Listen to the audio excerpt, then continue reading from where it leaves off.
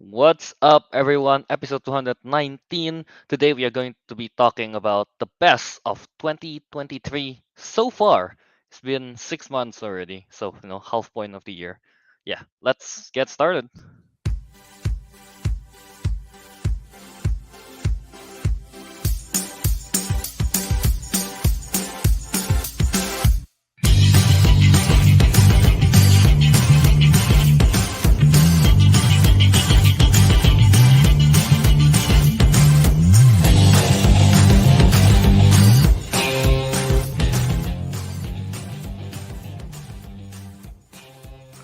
Welcome back to another episode of the Councilmen.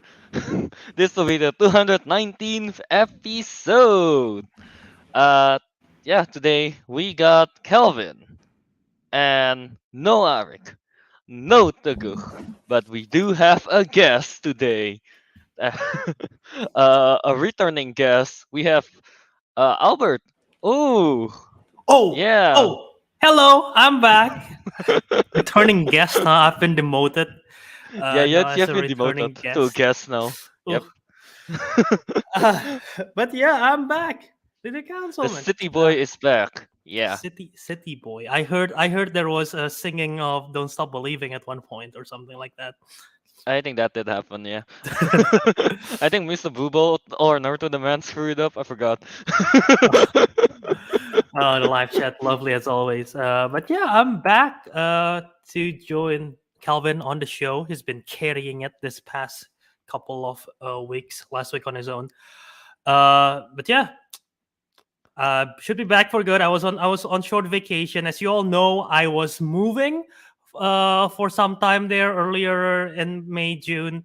That's why I was absent. I was back for a week and then I went on vacation because my family was here. They travel across the world to be with me. So I didn't want to, I want to spend as much time with them. And I was traveling through New York and everything as well. So I didn't have time to join the live stream, the recording of the show. But I was still pretty much involved with everything backstage. So I know what has been happening. So yeah, it's been good. But yeah, it's a nice vacation. We all need it. So yeah. Yeah, Did you definitely miss Did needed. you miss me at all? No, I don't think anyone in the chat misses you, no Bert. one no one missed. Oh, damn, damn. So sad, so sad. Well, now I'm bummed. It's alright, Bert. You are I don't know. Something about you is in the hearts, I guess, maybe. Something about me is in the hearts. Of Is the that listeners. I don't know if that's a good thing or not, but anyway, what are we talking about today, Albert? well, today we're talking about the best of 2023 so far. We're halfway through the year. We've passed, well, halfway was the 6 month. We passed the 6 month, and technically, we didn't start our show. Well, we did, but we didn't. We did What? like draft and everything. So it was like a couple weeks into January where we officially start the routine of news and everything again. So it feels like this is right around the same time, the 15th right now. So About the yeah, same time. Yeah. There are 5 Saturdays on on you felt July. it. Yeah, so this is like at the nice middle point. On the third week of July. Yeah. Valid. Uh, but yeah, we're going to talk about the best of the year. I think we've seen different movies, so it should be interesting. We don't know. We don't know what each other picked. What we're gonna do is gonna do a top 10 show format. We're gonna change turns, saying there from our bottom to the top, revealing what our 10, 9, 8 is, and we're gonna talk about the movies that we've seen so far. And we haven't seen each other's list, so we don't know what's gonna be in it. How is it gonna be ranked? And again, I think we've seen different films, so this should be interesting to see if there's any surprises, any overlaps, whatnot.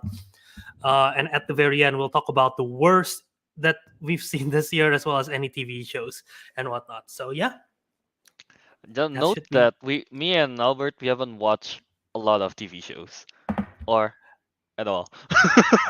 I want to watch TV shows. There is just There is so many good TV shows right now, more than movies, that I don't know where to start. And like I will shout them out at the end. I'm saving it, but I've heard so many great TV shows that I just haven't started, and I want to. So maybe this next couple of weeks I will probably start watching them again now that I'm fully settled in my new place, and just have some time to myself. So yeah. All right, all right, all right. I guess, but of course, before that, we will do our usual weekly watchies. Before we go to the top 10. So Mhm. let's, Albert, I guess, plug plug it in. Plug it in. Oh, that's right. So yeah, you can follow us in our all social media at Councilman Show on Twitter, Instagram, Letterbox, and Threads. We're now in Threads. Still don't know how to use it. It's pretty much Twitter. There's no difference, but I don't know what the algorithm is in there, so I don't know how to reach people outside of people. Like Albert's Oh yeah, post, he posted something and then no one liked it. He was sad. I all I did when I made Threads, like, how do you do? I tried to be funny. I was like, so how do you thread? And I guess it's like lame. So there we go. I tried. But Councilman Show everywhere. Find us there, and you can listen to us on the podcast feed on audio after we go live. We go live every Saturday, 10:30 a.m. Eastern time, and afterwards it will be converted to the audio podcast feed where you can listen everywhere in all podcast platform. So yeah. All right, yeah. I guess that's that for the plugs. Now let's get to weekly watchies. Are you ready for the weekly council segment? Weekly watches. We've been watching TVs, movies, rating 1 to 5, maybe crying, could be boring, but laughing in theaters or at home. Cause it's time to share everything that we watched this week. It is time for our show's weekly watches. All right, weekly watchies, the part of the show where we talk about movies we watched this week. Share our thoughts on it, and you guys in the chat also share what you watch. You know, um, yeah. Let's just get started with it, I guess. Albert, you've Mm-hmm. been missing this past few weeks. Let's Have start I? with you. Yeah. Okay, so yeah. Let's just start with the most recent watch that I watched here, and this might or might not make it to the top 10 list, but it's a new release. But I watched Transformers: Rise of the Beast. So Calvin, the other day we were texting back and forth saying planning for the show, and I was saying I want to watch Asteroid City. Remember that, the Wes Anderson Yeah. film?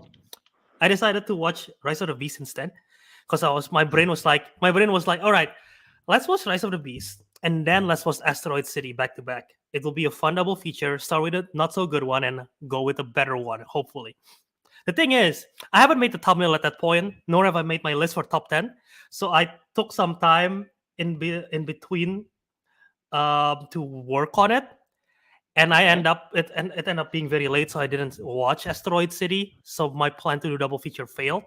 So I end Oof. my night with Transformers Ever Beast, How was it which though? wasn't great. It is very boring.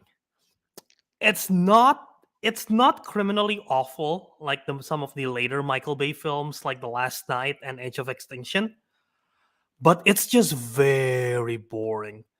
I don't know how they made such a boring Transformers movie.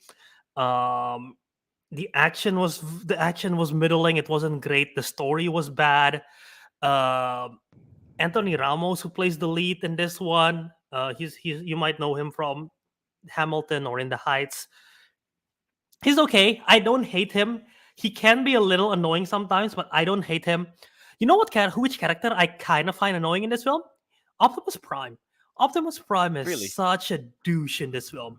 He is a very he's very mean spirited, and I don't like it. I mean, maybe this is what how Optimus Prime is supposed to be. I never saw the cartoon. I don't know. The only thing about the cartoon that I know is that the movie that I watched, the Transformers the movie, the animated one, but he doesn't seem like a douche in that one. He seems closer to the Transformers that we know from the Michael Bay films. And even in the Bumblebee film, the limited time we see Optimus, he still feels like sort of, what's the word for it? Kind of noble. In this one, he's just kind of tired with life and become very selfish, and I don't like that. So yeah, I'm not a big fan of it. Again, the action is very mid. The story's mid. I don't know. I guess this is what happens when you remove Haley Steinfeld from the franchise. Your franchise has become shit. Um, so there you go. Transformers: Eye of the Beast. Not the Huh. best. I I thought people were saying that the action for Rise of the Beast was really like was I did not. I wasn't. I didn't like it. I. It's ooh so that generic, stuff. dude. It's so generic. Okay. I Yeah. mean, it's Transformers. It's yeah, it's a generic fight, but at least maybe the sequence is fun. Not for you though. It wasn't. It wasn't All right. even that fun, really. Because also like the title, it's called Rise of the Beast. The beast never rose. They were already there to begin with. They were chilling with people the whole time. They never rose to anything. So it's misleading. That's one. um, Also, you know what? Pete Davidson as Mirage, I did not find him annoying. Sometimes I find him annoying in films, but I actually like his voice acting in this one. I think he did a good job. The voice acting that I find weird, even though I was excited to watch it because of this, Liza Koshy, the YouTuber, the former YouTuber turned actress, she voiced Is that the RC. pink robot? Yeah, she voiced RC, the Is it pink pink or red? humanoid-looking Autobot. Oh yeah. At first, I was like, okay, yeah, that's very Liza Koshy voice. And throughout the film, it's like her voice keep on changing, and I was like, what is going on? Like she keep on trying to do different voices, or maybe it's just me. But across the film, her voice keep on changing, so that was like interesting observation, at least on my end. But yeah, I mean, it's okay. I gave it a 3 out of 5. I did not You love give it. it. It's just What plain boring. do you mean you give it three? 3 out of 5. Yeah, never mind. What? I saw the rating song. What did you saw me? What did you saw? There was another guy, that I followed named Joven, if you remember him. And his profile picture and yours is kind of the same, and he had 3.5 on something else. Oh man. All right, all right, all right. So again? Three out of 5, right? Mm-hmm. Yeah, very nice. All right. Wait, wait. I have a. I don't know if you mind going to spoilers. Go ahead. I've been hearing a lot about something to do with GI Joe. What's up with that? Yeah, I think Arik talked about this when we were on the show and he watched this. So Okay. spoiler alert, spoiler alert, spoiler alert. If you don't want to skip like 15 seconds, at the end of the film, Anthony Ramos' character, they meet a government agency saying like, "Oh, we know what you've been doing. We want to work with your friends, quote unquote friends, the Autobots." And then he's like, "What? Welcome to." They give him a business card. It's like welcome, and in the business card it says GI Joe. That's it. Yeah, So they're hinting that they're going to cross Hasbro over. Cinematic Universe. You know, Yeah. so GI Joe, Transformers, My Little Pony. That's happening soon. I can't wait for Rainbow Dash to beat Megatron. Megatron. Yeah. All right. Yeah. All right. So I guess it's just that, huh? I thought like Snake Eyes appears or something. Yeah. No, All no, right. no, no, no Snake Eyes. So let me just start with the movie that Albert did not end up watching. Asteroid City. Yeah, I ended up watching that. I mean, it's like Is it good? Is again, it good? it's good. It's good. Uh, this I'm not gonna go into spoilers. Even if I go to spoilers, I don't even know how like to really go about it. I mean, it's a Wes Anderson movie, so you get what you expect with the performances, the camera Uh huh. works, all those Uh huh. stuff. You get what you expect. Um, I you get yeah you get what you expect on that one. The story itself, the plot, is surprisingly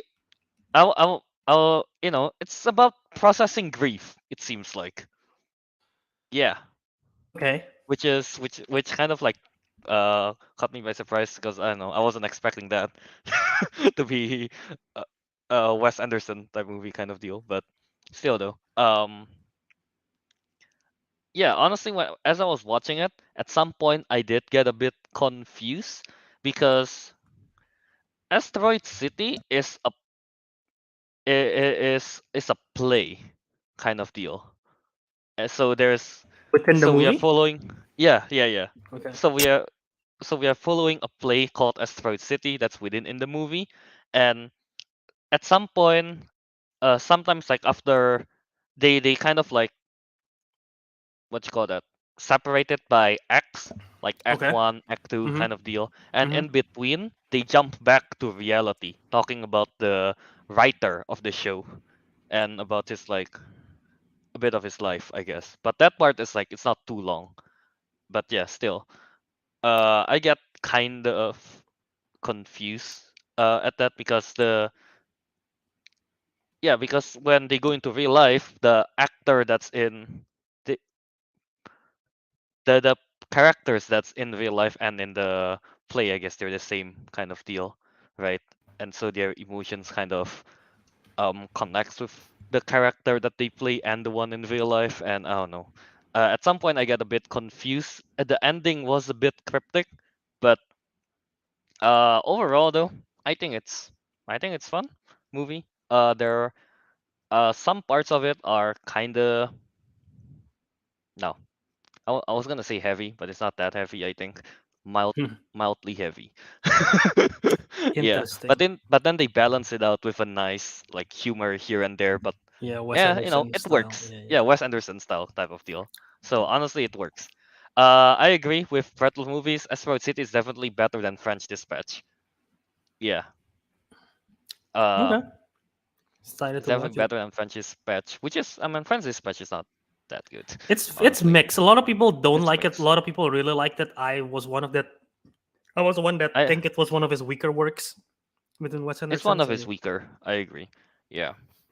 Uh, what else is there? Yeah, the main character you're following. What's his name? Schwartzman, right? Schwartzman. Yeah, you're following Yeah. him, and then also I feel like the second supporting actress would be Scarlett Johansson's character, which I think Hmm. she portrays the character really well in that one. Yeah, Okay. yeah. I mean, yeah, as you expect, from Wes Anderson, the performances are just like There. any other Wes Yeah. Anderson movie. How's the music? Good. Oh, Whimsical the as music's always. great. The Alexander. music is I'm great. guessing, is it Alexander Whimsical. Desplat that he I'm not composed too it? sure. I'm not too sure on the composer, but it's He as worked with usual, his it's most. whimsical. I love the opening scene when they show like the opening credits, I guess, if that's a thing.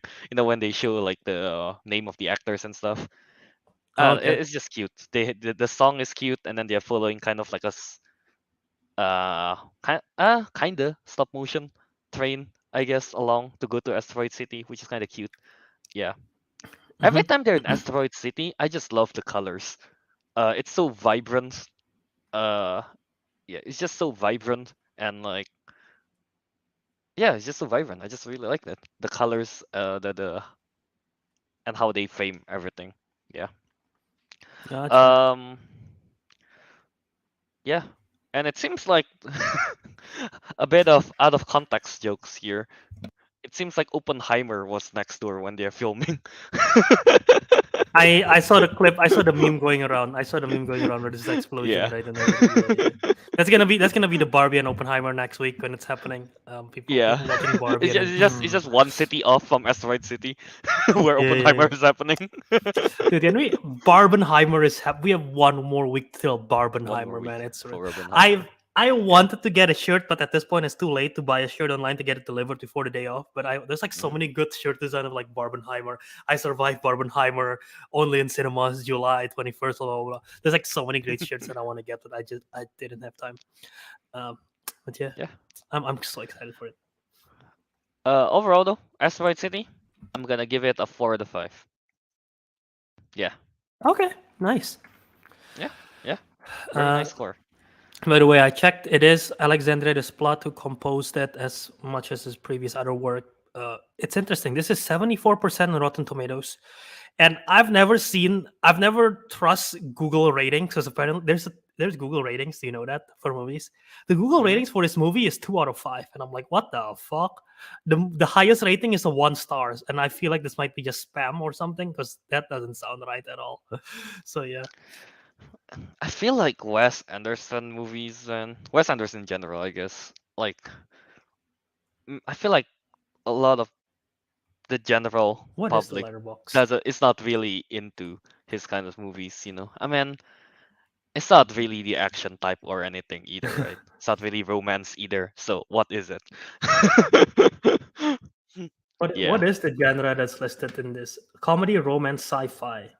Okay. yeah. There's a bit of Three sci-fi. point Oh, three point seven on Letterboxd average rating. right. Something I forgot to mention. I like the aliens when it There's showed up. aliens. I mean, you saw the UFO in the trailer, didn't we? Oh, that's right. Yeah, yeah, yeah. Yeah, yeah. I love how the aliens look. It's so goofy. Okay, I'm excited to see just the aliens on it Yeah, then. yeah. Uh, Definitely recommend watching Asteroid City. yeah, I will. It's on my draft. I drafted it, didn't I? Didn't I try to It, trade it to you yeah, I for hate the Bo fact is that it's afraid? good. The one Yeah, time for I Bo should is have afraid. agreed to the trade, I didn't. Boy Afraid is so much worse I than still have than. not seen it. I still have not seen it. You don't have to, Bird. I You will. don't have I to. will. Yeah. Um, I give Bo is Afraid what, like 2 out of 5, I think. Yeah. Oof, yeah. Uh, I was about to say something about Asteroid City, and I totally blank. Oh, what are your thoughts on this recent debate going? Well, not recent. It's been a while, but I never brought it up. What is it? I don't. I'm pretty sure it's a meme or a joke, but people are saying how there is no talent in Wes Anderson films because the TikTok trends where people are doing Wes Anderson stuff. Have you seen those? Oh my god, fuck. And I I people are saying that, oh, everyone can do Wes Anderson style. You just have to do this at the music, this, and there's no talent in it. And I'm like, have you seen your TikToks? These look bad. There's nothing like Wes Anderson style. Well, what are your thoughts dude, in this debate?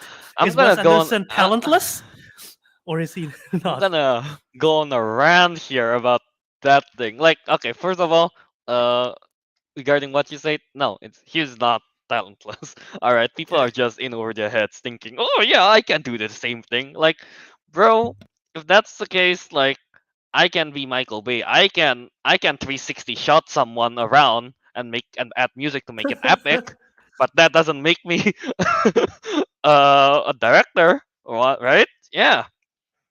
We made that Minecraft video thing and How I Met the Tofus, as you've guys seen.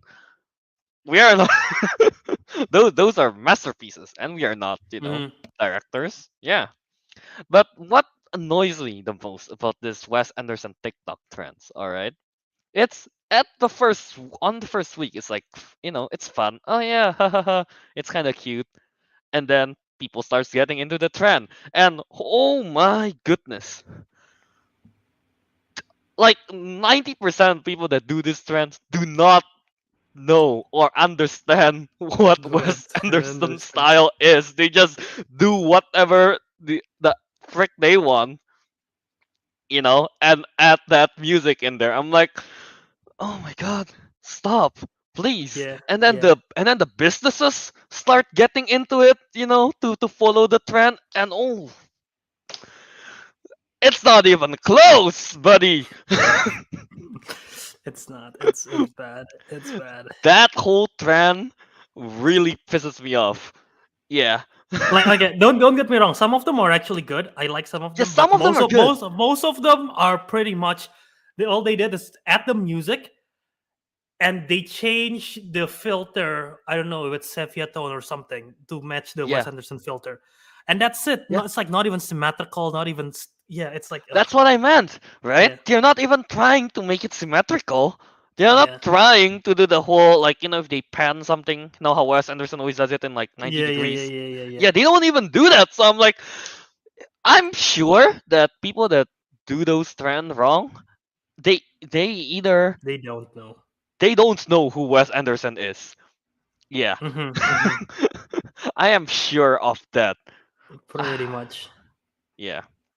I like some of those TikToks though, the one that's actually Good. doing it right. Yeah. Yeah. Yeah. Pretty much that rant over I guess with the freaking TikTok trend. Hmm. Hmm. Alright, Albert, let's get back to you. Okay. So let's see. What else did I watch that is. Oh, yeah. I watched a new release Mission Impossible Dead Reckoning Part 1. Um, Man, so long, the title. you know what? I'll say this. It's a good movie. I'll tell you right now, it's in my list for top 10. So I'm not gonna say much except for it's a good movie. So you don't, Kelvin. I guess you can save the title for when I brought it up Too later. bad. But yeah, I'm gonna talk about something else now because I'm not gonna. I don't want to talk about it twice. Um, Alright. so it's a good film. Check it out. The other film that I watch. Which one should I talk about? I haven't been here for a while, but I'm gonna stick with this past week. Okay. I rewatch, and this is I mainly want to bring up this film just to shame you again, Kelv. I What? Little rewatch. Women? No, I rewatched Harry Potter and the Sorcerer's Stone Okay. not for the first time, but I watched it with my sister for the first time. She's never seen it, and now she's going through the. She's. I last like chat with her. She is starting Order of the Phoenix as the fifth one, so she's now checking it out. She really likes what she's seeing. So Calf, now you gotta get on it. Come on, you don't want to get beat by my sister. How do you write sorceress? So Sorcerer apostrophe S Stone. Oh, it's double S. Okay. But yeah, so All even, right, even go on. Calvin still haven't watched the Harry Potter films. My sister beat him to it, so you gotta get on it, Calvin. Um, but yeah, it's a good film. It's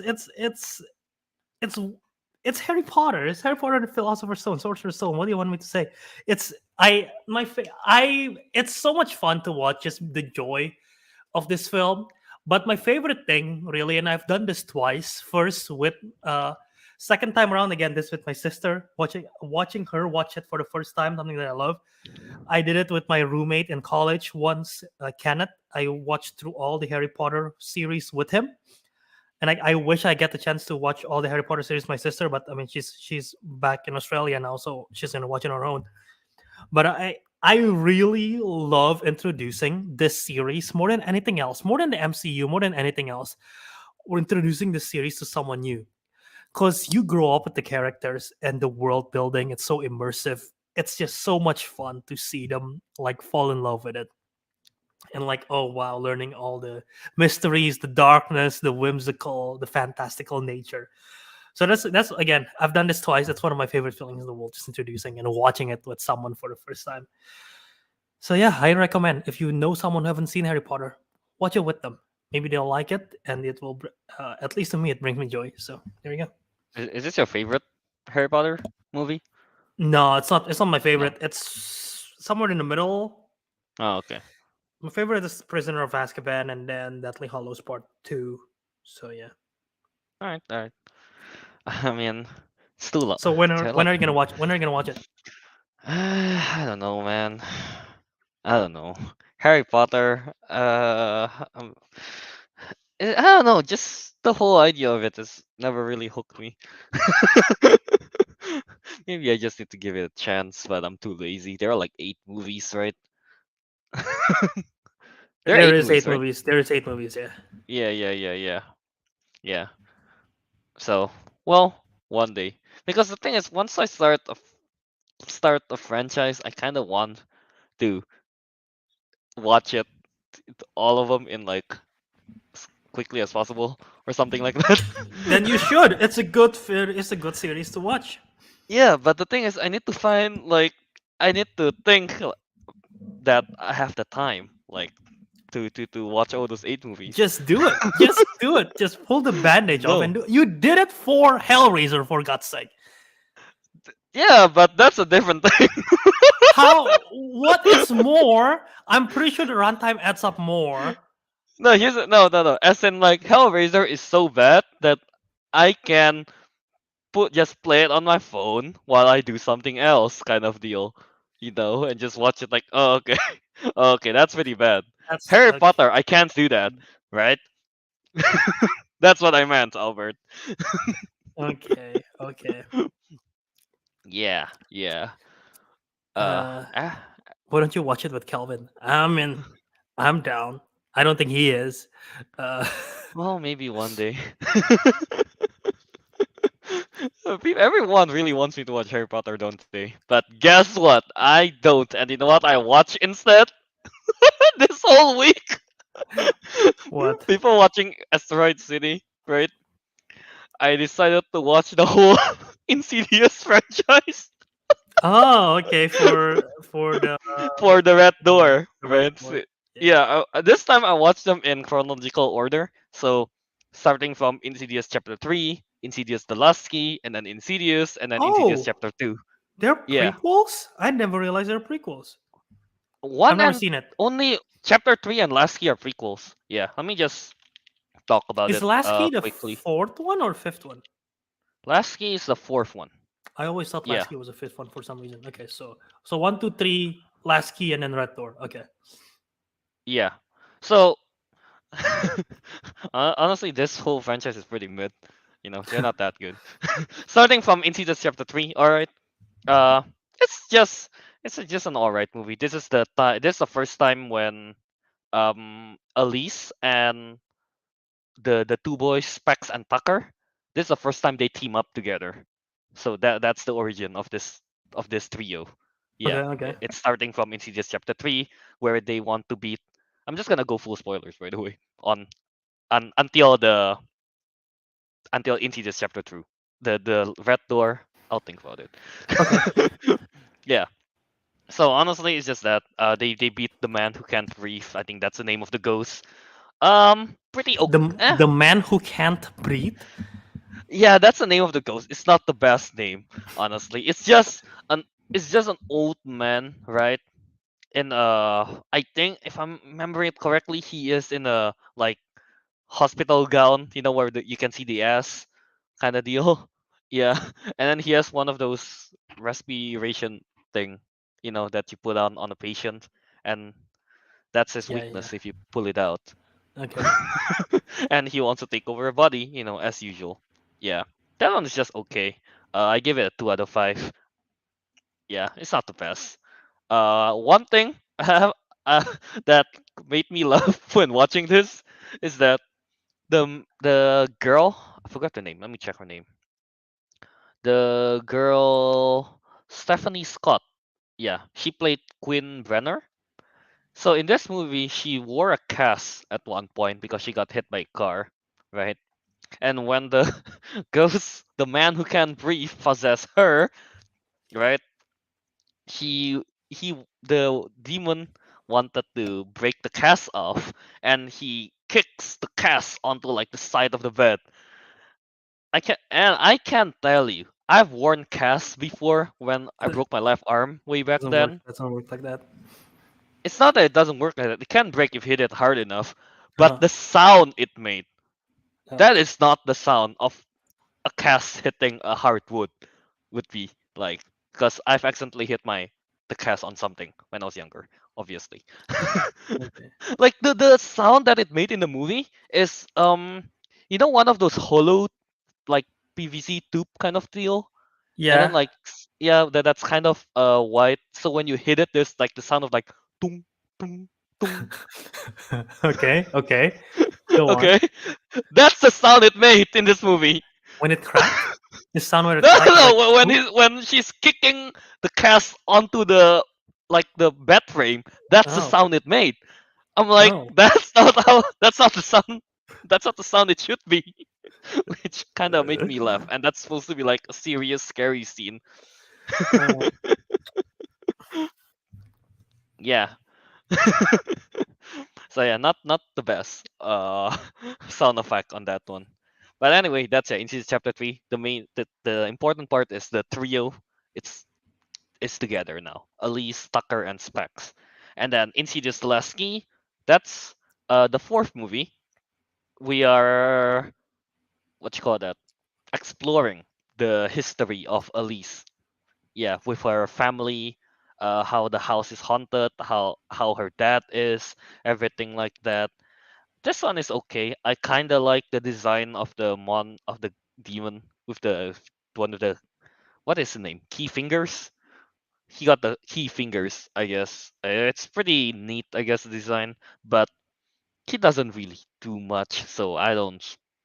Yeah, he doesn't really show up much, so it's like, whatever. Yeah, Hmm. that one, nothing to talk about either. So that's just a that's just a 2 out of 5 for me as well. It's not that good. Yeah, and then Okay. from there, that's when Insidious one happened. The first Insidious. Yeah, that one I give it a nice 4 out of 5 because I really like I mean I've seen it quite a lot of times now. I think the first Insidious, so some of the jump scares just doesn't work anymore. But that part, the jump scare in the diner table where the lipstick face demon show up behind Josh, that one still gets me. Even though I know it's coming, it's so scary. Yeah, that part still Yeah, gets me. it's a good jump scare. It's a really good jump scare. Yeah. Um, Outside of that, yeah, I mean, everything else we know it's Insidious. The first one, it's good. Yeah, I have a the history with me and Insidious is that this is like the first movie that I watch to get me into horror again. Hmm. I don't know if I've told the story on live before, but back then I don't like watching horror at all, right? And then at one point when Insidious came out, a lot of people from our school that time, from our class, says that, oh, Insidious is so scary, and then they say, oh, one of us walked out of the theater because it's too scary, right? I'm I like, remember people saying it for Conjuring 2. I don't remember Considious. Conjuring 2, Yeah, I remember people saying like I really? walked out of Conjuring 2. Okay, I remember people saying it for Insidious that time, so maybe it happened twice. But still, though, because of that, I did not believe. Like, alright, I'm scared of ghosts and stuff like that, and horror movies in general. But there's no way at any point that it'll be too scary for me, you know, for someone to walk out. So I watched it, and I was scared. I couldn't sleep Well, for like you I, learned your lesson. I couldn't sleep for a while. It's like one of those where as you're sleeping, you look through like the cracks of the window, and you're like, "Oh, what if there's someone there?" And then you just can't sleep. Yeah, Nice, nice. but yeah, that's Insidious. The first one, nice 4 out of 5, and then Insidious Chapter 2. That one is just okay, not really my favorite, I guess. I think it's a huge mistake that they kill off Elise in Insidious one. Yeah, because I don't know, brings a good vibe, a good positive energy to Uh huh. throughout all this like ghostly encounters, right? Uh huh. And I mean, she's the one that understands the whole further thing, knows how to defeat demons and everything. So I think killing her off in the Insidious one is quite a mistake because they try to replace her in Insidious 2 with um her friend that uses dice to talk with ghosts, which is like kind of dumb. Out of all the mediums that he can choose, he chose dice. Very troublesome. What is his name? Let me give it a quick check. Carl, that's his name. Yeah, he wasn't the best. He did not what you call that, replace Elise well enough, I think. Yeah. But yeah, Insidious Chapter 2 is just alright. 3 out of 5, I think. Yeah, not much to talk about. And now, jumping into the latest one, Insidious the Red Door. Yo, Is it bad? this movie is ass. Okay. This is the worst movie in the Insidious franchise. I give it a one Wow. and a half star for this. Yeah, I give it 1.5 for like Yikes. it's bad. It's bad. All right. Um, shit. I don't know if I should go into details, but I'll just try to talk about it, I guess. Um, so Insidious the Red Door, right? One thing that I hate about it, right? Because at the end of Insidious Chapter 2, um, Josh and Dalton, they their memory got erased about the whole further and about the whatever happened when in 2010, I guess. Okay, You okay. know, yeah. So they got hypnotized to forget all about those. So what happened then in Insidious the Red Door? They recover they so half of the movie they are rediscovering what the further is, which Dalton and Josh doesn't know, but we the audience we know No. Mm. already. So they're just retelling the same information that we already know. So it's like, what is the point of this? You Uh-huh. know, you get what I mean, Albert? Yeah, no, I know. Yeah, that's the one thing I really hate about it. Yeah, and then feel like ending it off in Insidious Chapter 2 is a nice ending because in this one, Josh and Reina, the wife, yeah, they got divorced because like I don't know, Josh kind of starts losing his memory. He becomes distant with the family, and then Dalton becomes gross resentment against him. Yeah, blah blah blah. Like the family drama stuff. I guess it's kind of well, I wouldn't say it's neat, but it's there. Yeah. Yeah. And then there's a whole plot line about figuring out the death of Josh, which is like it's really unimportant. They could have cut that out and nothing would have changed. Oh man, Yeah. One thing, the lipstick face demon, looks he ugly. is he looks so damn ugly in the red door. He is much scarier in the first Insidious. Yeah. And not only that, remember that the red door is supposed to be like the final movie or something like that. Mhm. Yeah, the that demon has more screen time in Insidious 1 than in the red door. Really, How? that's Yeah. interesting. I thought I would have thought the one thing if I were to guess is that it would be more than this one. Yeah, I mean, yeah, they spent half the movie figuring out the further, Albert. They're not gonna meet the demon. So yeah, that's the one thing that really annoys me. I thought this is the final movie. How are they not showing the demon at all? Or Hmm. like at least very little of him. Yeah, and he Hmm. puts more of a fight in the first Insidious than in the Red Door. Hmm. Yeah. Oh, yeah, that. And also the way they seal the Red Door is the most underwhelming thing I've ever seen. Uh oh. Like, oh yeah, they're running away from demon, right? They're just running away. Demon is just kind of like jogging along. I don't know. He's slow AF in this one. And then they get to the door. Basically Dalton paints over the door to close it off. It's dumb. Ah, fun. It's dumb. It's really dumb. Yeah. That I guess that's all I'm gonna say for Insidious Red Door.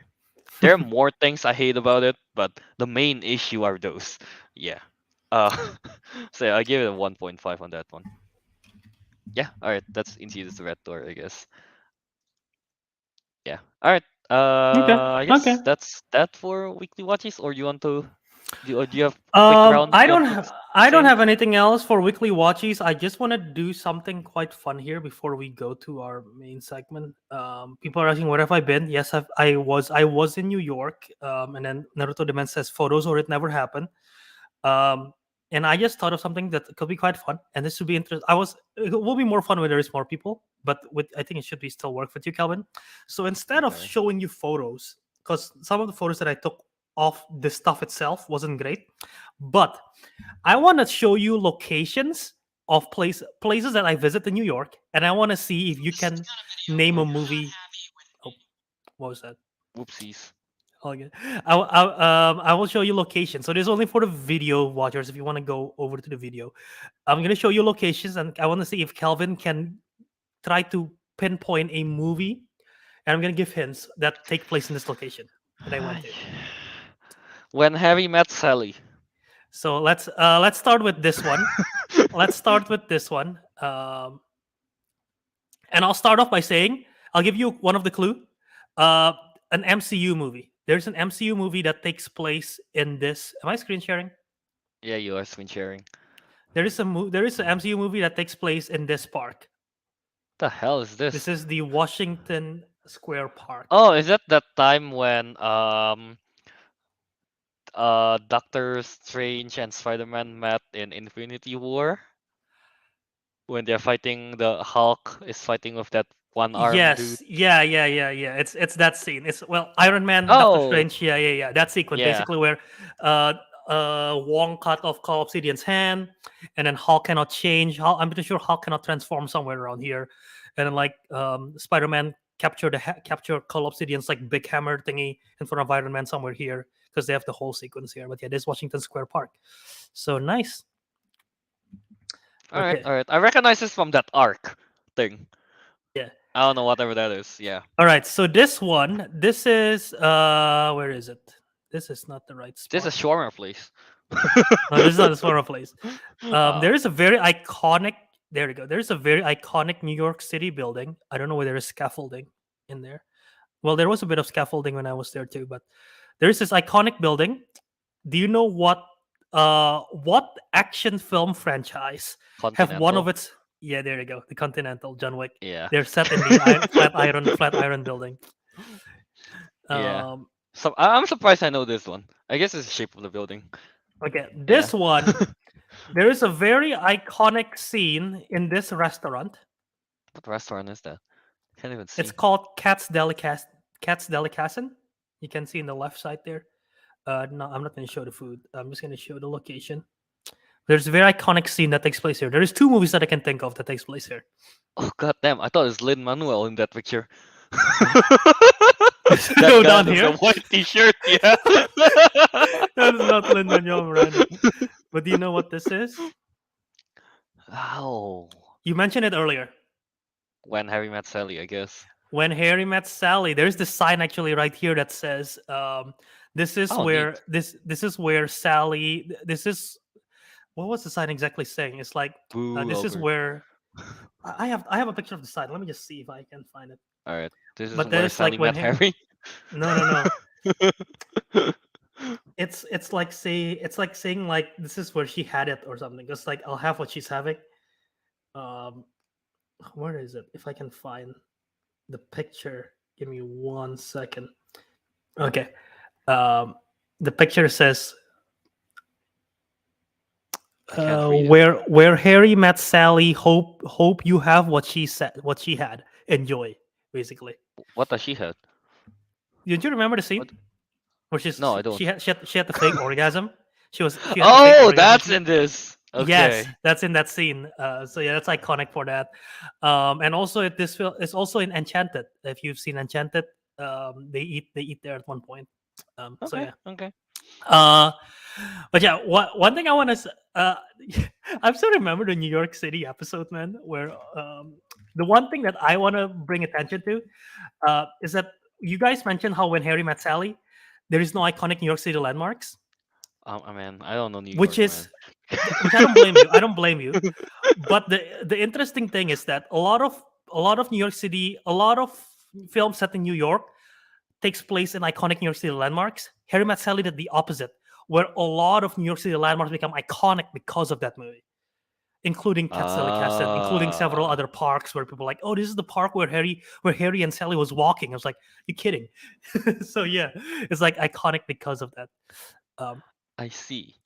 yes. There is another one that if I can find it, give me 1 second here. Okay. Um, Let me actually, you just know get what? my Well, list ready while you're at it.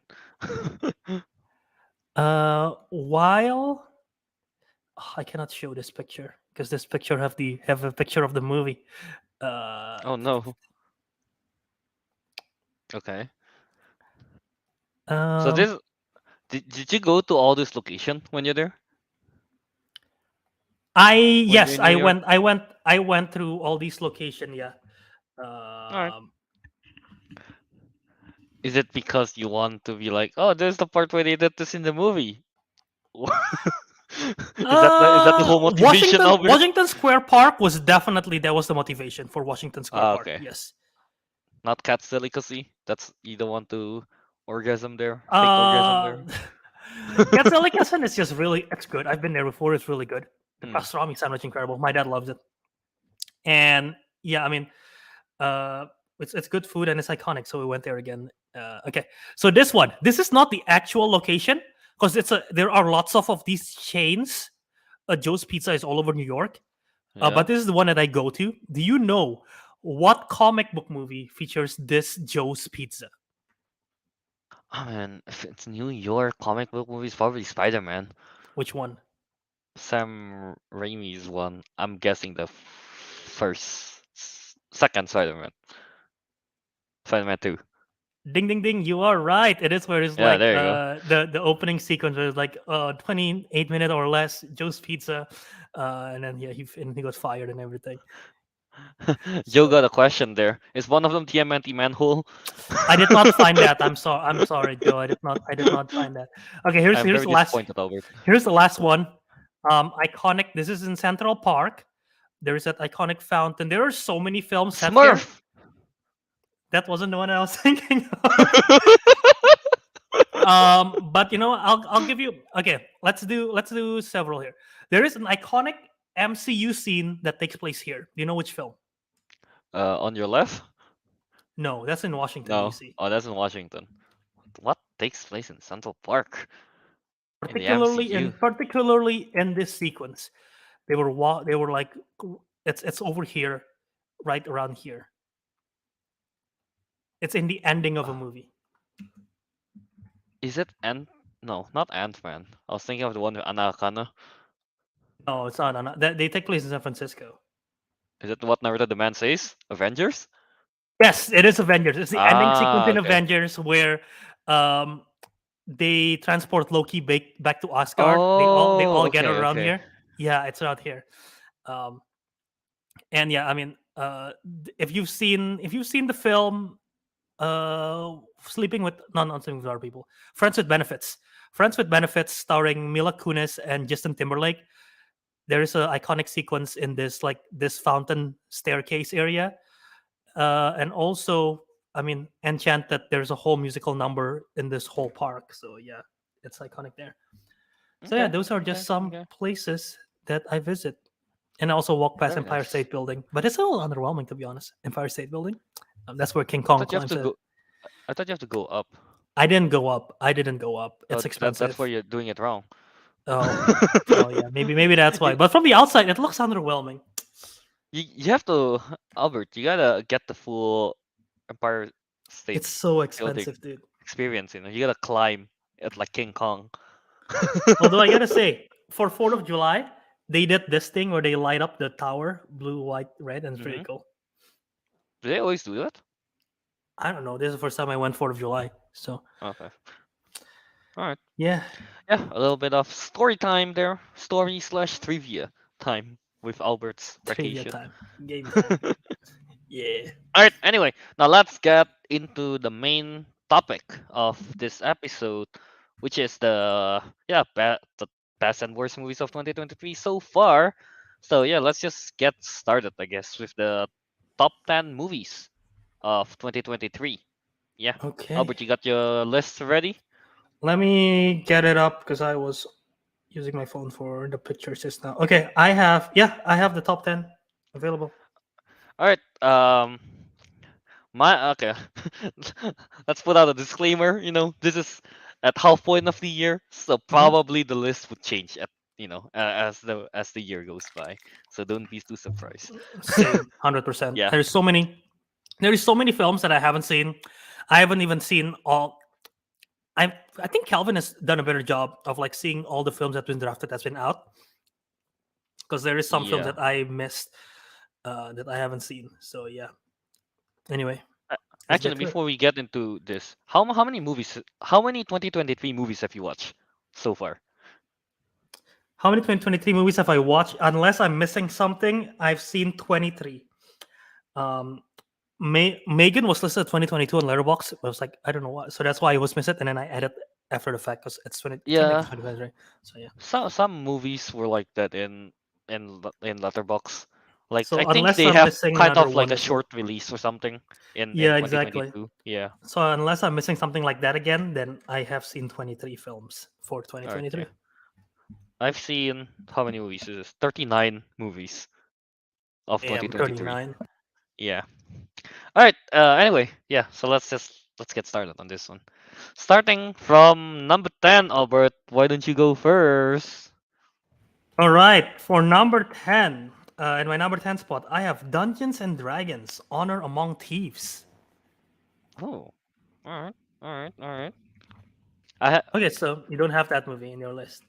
I have that movie, but Oh, it's in the top 5. okay, so we'll save it then. We will save We'll Dungeons save and it then. Dragons: Honor Yeah. Among Thieves. I guess we'll save it.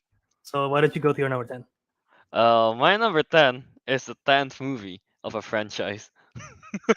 Fast X. Fast X, yeah, it's Fast Nice. X. Okay. um, I mean, it's, yeah, Fast X. It's just. Do you have Fast X in your top 10, Bird?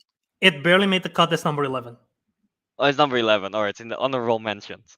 Yeah, I feel like I could have gone with something else, but I decided to go with this. It's just a dumb, fun movie. All the like we've said before, the action is what the hell with that one. The plot is is insane. Yeah, Hmm. and then all the cast that appears on that one, it's the all-star cast of the Fast franchise. So yeah, I mean overall it's just a crazy movie. I had a lot of fun watching it. Yeah, and so yeah, it made it to the top 10. Yeah. Nice. Yeah, I have it. It barely made the cut as number 11. It's F9. I didn't love F9. F9 because I didn't love it because I don't know. I just don't love it. F8 was kind of bonkers. F7 was the last good one that I kind of like in the main saga, and this one they managed to get all the craziness of the franchise, yet it's still so much fun, and I enjoy the shit out of it. But it just wasn't good enough to make the cut. But it's still a lot of fun. I was very pleasantly surprised because I wasn't looking forward to this film at all, but I was pleasantly surprised with what I got. Again, performance by Momoa is great. Um, the all-star ensemble cast was fun. The twists and turns, the action is great. John Cena was good to see. So yeah, it's just a fun time. It's just a crazy. It's a crazy movie, man. I don't know what to say. Yeah, exactly. And that's why I made it a top 10 for me. Mhm. All right. Yeah, so that's my number 10. Let's move on to your number 9. No? My number 9, and if this is not legal, then let me know, because my Okay. number 9 is Suzume. It came out this year for me. It came out that this year for you. I know. I do.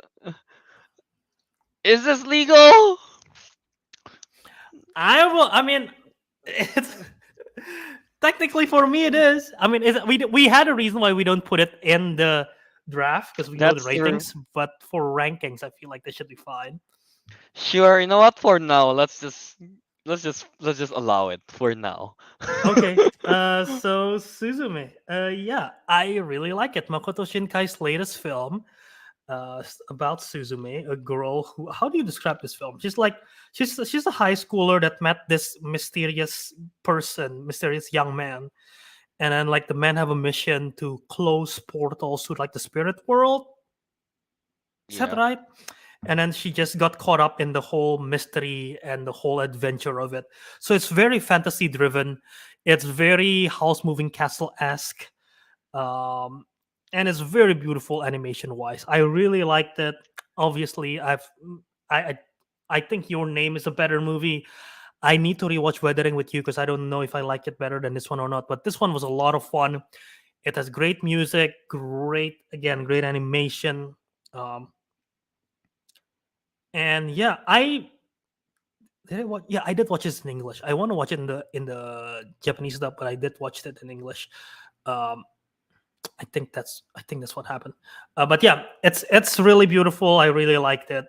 One of the better animated movies of the year. Is it my favorite animated movie of the year? I guess we have to find out. But it's a really good animated film, and I adore it. Yeah, I can agree. I mean, Suzume's.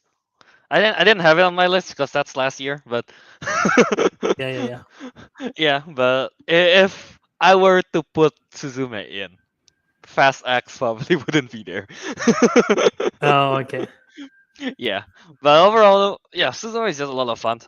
Personally, I think it is better than Weathering. It's probably, I want to say, my second favorite out of Makoto Shinkai's one.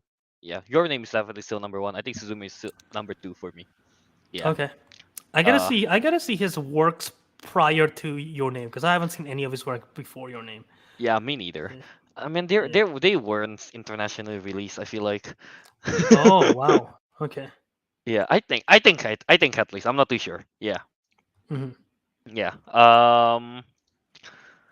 Pretty much that, I guess. I don't have anything else to add. Pretty much already say everything about Suzume. Hmm.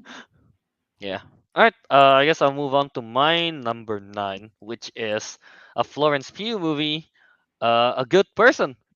Oh, Yeah. nice. I It mean, made the list.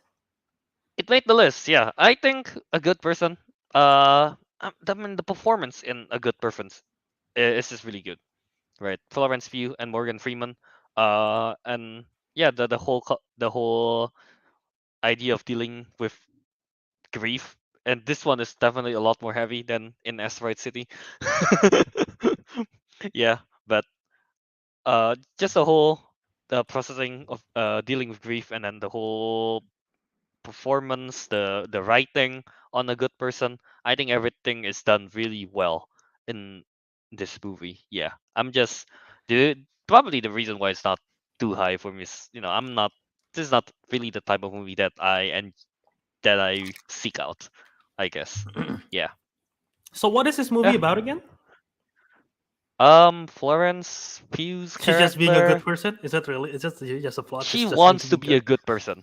She but she's wants to not. be a better person. She Okay, okay. wasn't a good person. She wants to be better with the help of Morgan Gotcha. Freeman. Kind of, yeah, yeah, something like that. So yeah, Okay. just following her along her progression from being a, at one point like a painkiller addict all the way to, like, actually a nice citizen. Hmm.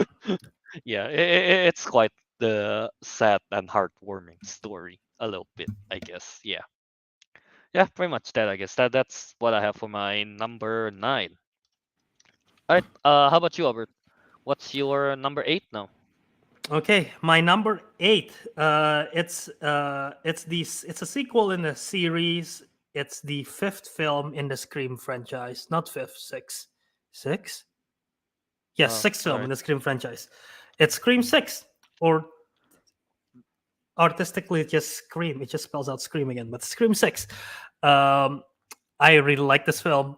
Again, this is the sequel back following Ghostface, still following the characters from the fifth film. Jenna Ortega plays Tara Carpenter, Melissa Barrera plays Sam Carpenter, they're sisters.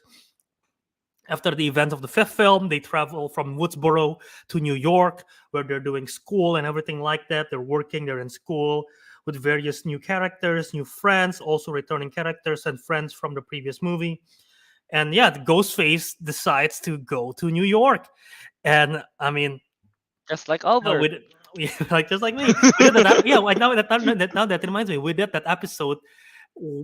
And I wasn't in the episode because I was traveling to Charlotte.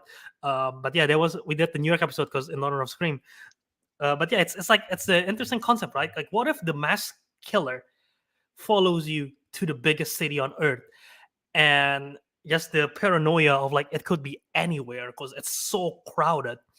It's insane how crowded Manhattan is, and it's like, I mean, New York is huge, but Manhattan alone, it's crazy crowded. And no one gives a shit of what you're doing. You could go shirtless and lay on the floor in the middle of Times Square, and people will walk around you. No one gives a shit. So Is that it's really how it the is in real life too?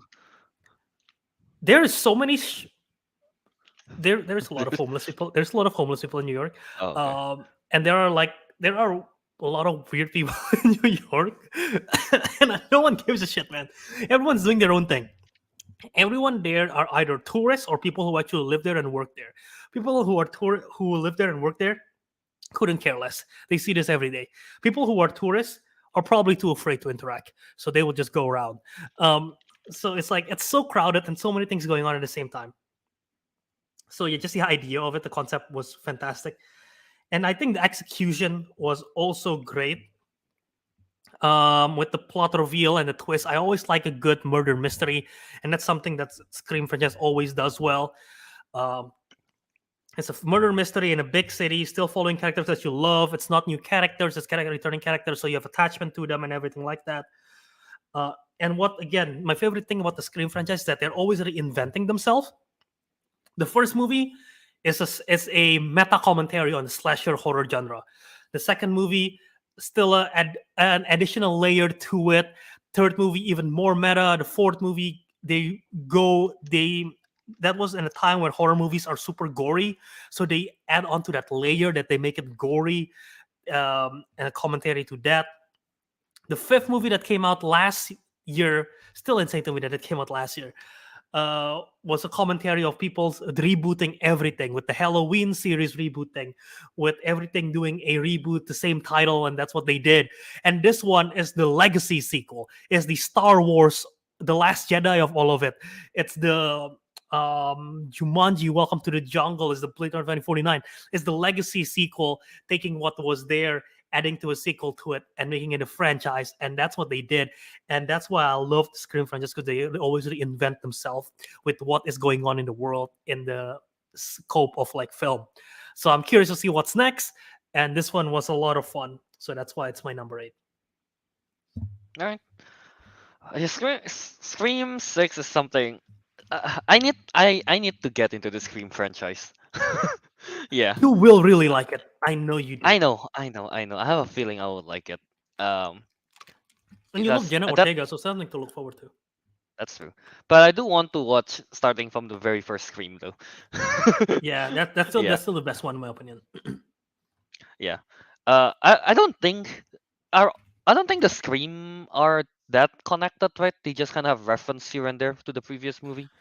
Is that right? No, they are pretty No? Oh, connected. okay. They're pretty connected. Oh, okay, never They're mind then. pretty strongly connected.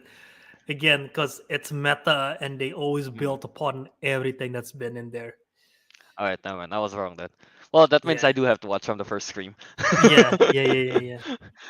Because at one point I did wanted to watch Scream, and then like 20 minutes in, I had to go somewhere, so that I forgot that I had to go. So it's like I had to stop, and then I just got too lazy to continue it. Yeah, it's definitely something on my watch list. The whole Scream franchise. All right, yeah, that's Albert's number 8, Scream 6. Now for my number 8, I have Tetris. Yeah. Ah, nice. I haven't seen this Yeah. one. You haven't seen it, right? Yeah. This No, I came out haven't. like early, very early, I think this year around. I don't think it Yeah. was that. Was it that early? Was it early? I don't think it. It's I don't know. really early. I remember it being pretty early. It's the Taron Egerton Tetris biopic, right? For Yeah. Apple. Yeah, for Apple.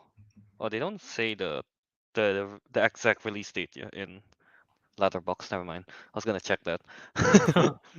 But yeah, my memory is a bit fuzzy on Tetris, because it's been like a couple of months since it's out. But I remember really enjoying the whole, um, I guess the whole history of Tetris, because apparently it has a lot of action.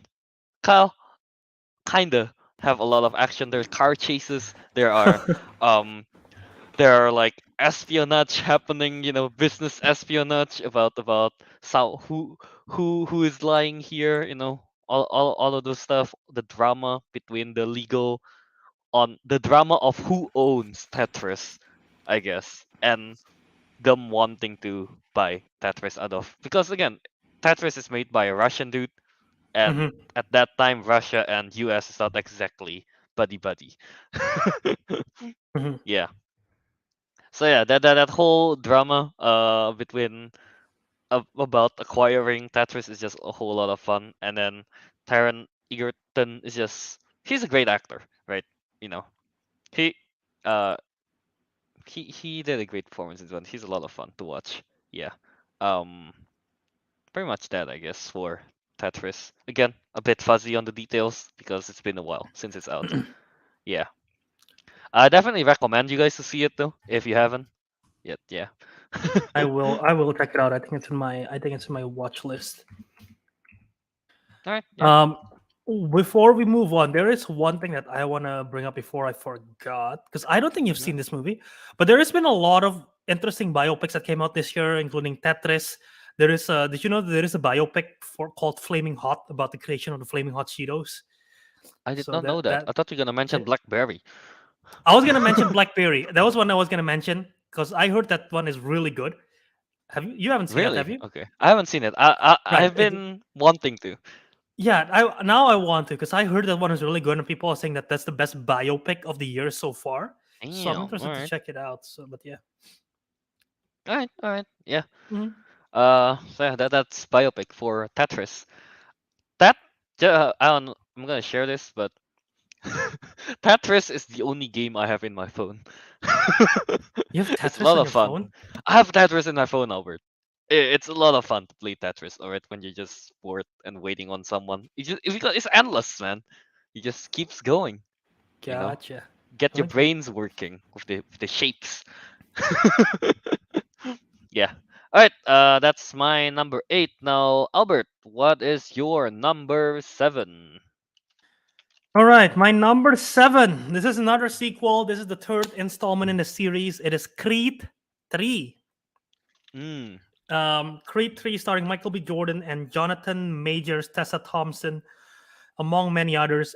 Basically, this directorial debut for Michael B. Jordan, returning as Adonis Creed after being the world champion in the previous movie. Now you're just following his life.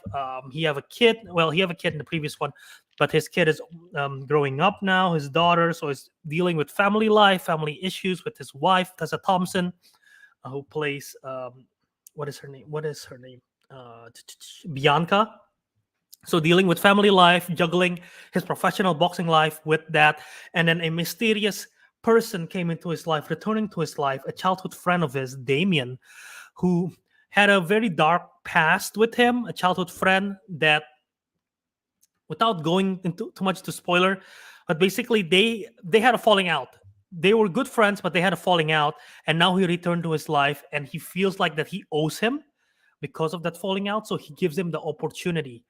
Um, and it just didn't particularly go so well. And there's a rivalry, a brotherhood that is a toxic brotherhood um, that's going on in this boxing fight. But this film is one of the most.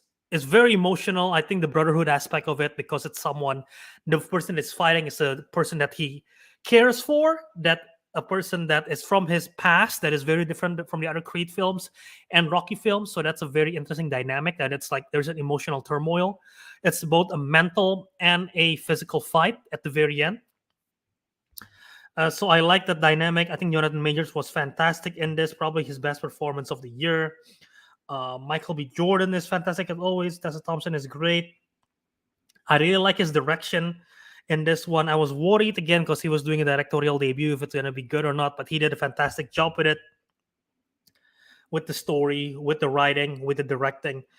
And I know I mentioned this before, but he really was. Michael B. Jordan's a fan of anime, and you can really tell in those action sequences, especially in the last one, the final fight, very anime driven, very anime inspired. Because you know how when people fight in anime, they're fighting intensely. There's slow motion. There's close up zooms of fighting, and in the middle of the fight, flashback, or like they go into like a mental headspace where everything turns white and it's just those two.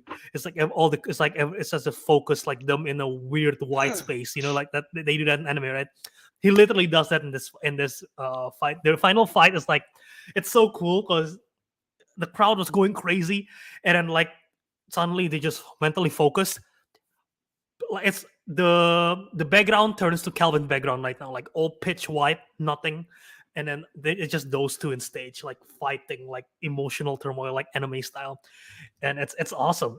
Boxing is not supposed to be like that, because if you do that in real life, you'll have damage everywhere. You'll have concussion. But in this film, it looks awesome. So yeah, Creed 3 is my number 7. All right, yeah. Creed again, another franchise that I want to get into but still hasn't. I Yeah. know all the whole trilogy is great. It is highly rated, right? I think one, The two, whole and trilogy three. is pretty highly rated. Yeah, they have Yeah, a yeah. better track record than the Rocky franchise. Oh, yeah.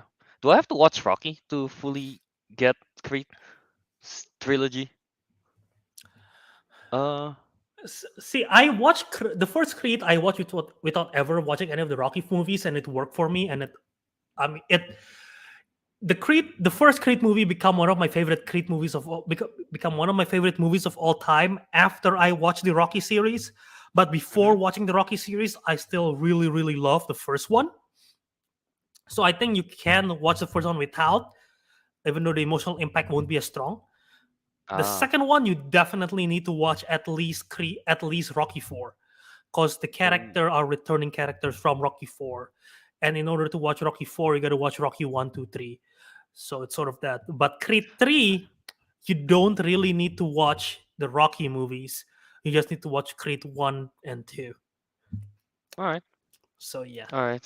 That's well. I guess I gotta watch Rocky now.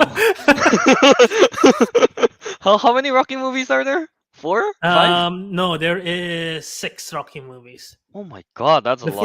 first one is good. Second one, I like it. It's not a lot of people's favorite, but I like it. Three is fun. It's okay. 4 is great. 5 is awful, disgusting piece of Oof. crap. I like 6, and then Creed. Okay. All right. At least there's only one that's bad. Yeah, Yeah. 1 and 2 At is like the least. two weaker ones. No, not 1 and 2. 5 and 2 is weaker ones. But yeah, overall, it's pretty good. Yeah. Yeah. Well, at least th- there aren't a lot of stinkers. I guess that's a good thing. No, no, no. There are worse Yeah. franchise to watch. Yeah, like Hellraiser. Yeah. All right. Anyway, moving on to my number 7. I've gotta say this is controversial. Very controversial. Uh I oh. have the Flash at my number 7. Wow! Whoa! I would not expect that to make your top 10. I still haven't seen it, by the way, but wow. It is a very controversial pick. I know, I know. But my bias towards Flash, my love for like just a character itself, not necessarily the Ezra Miller one.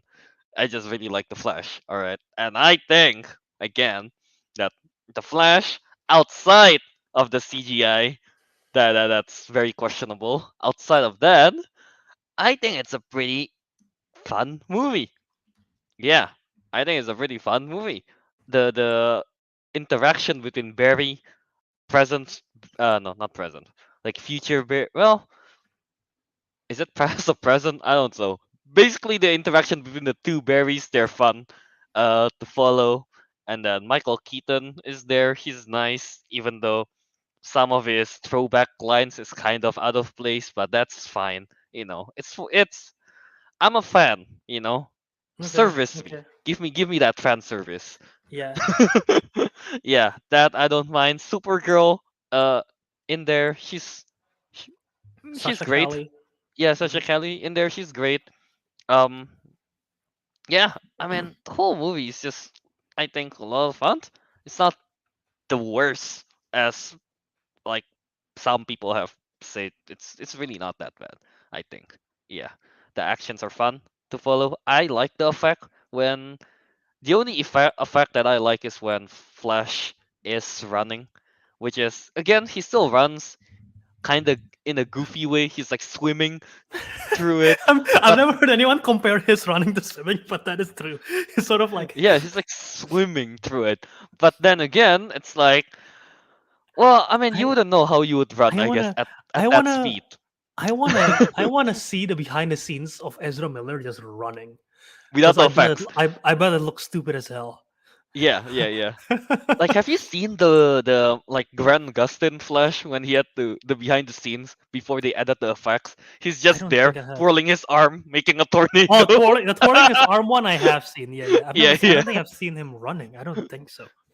I don't think I've seen the running one, but I've seen the arm twirling one. It's kind of funny. Yeah, I'm kind of.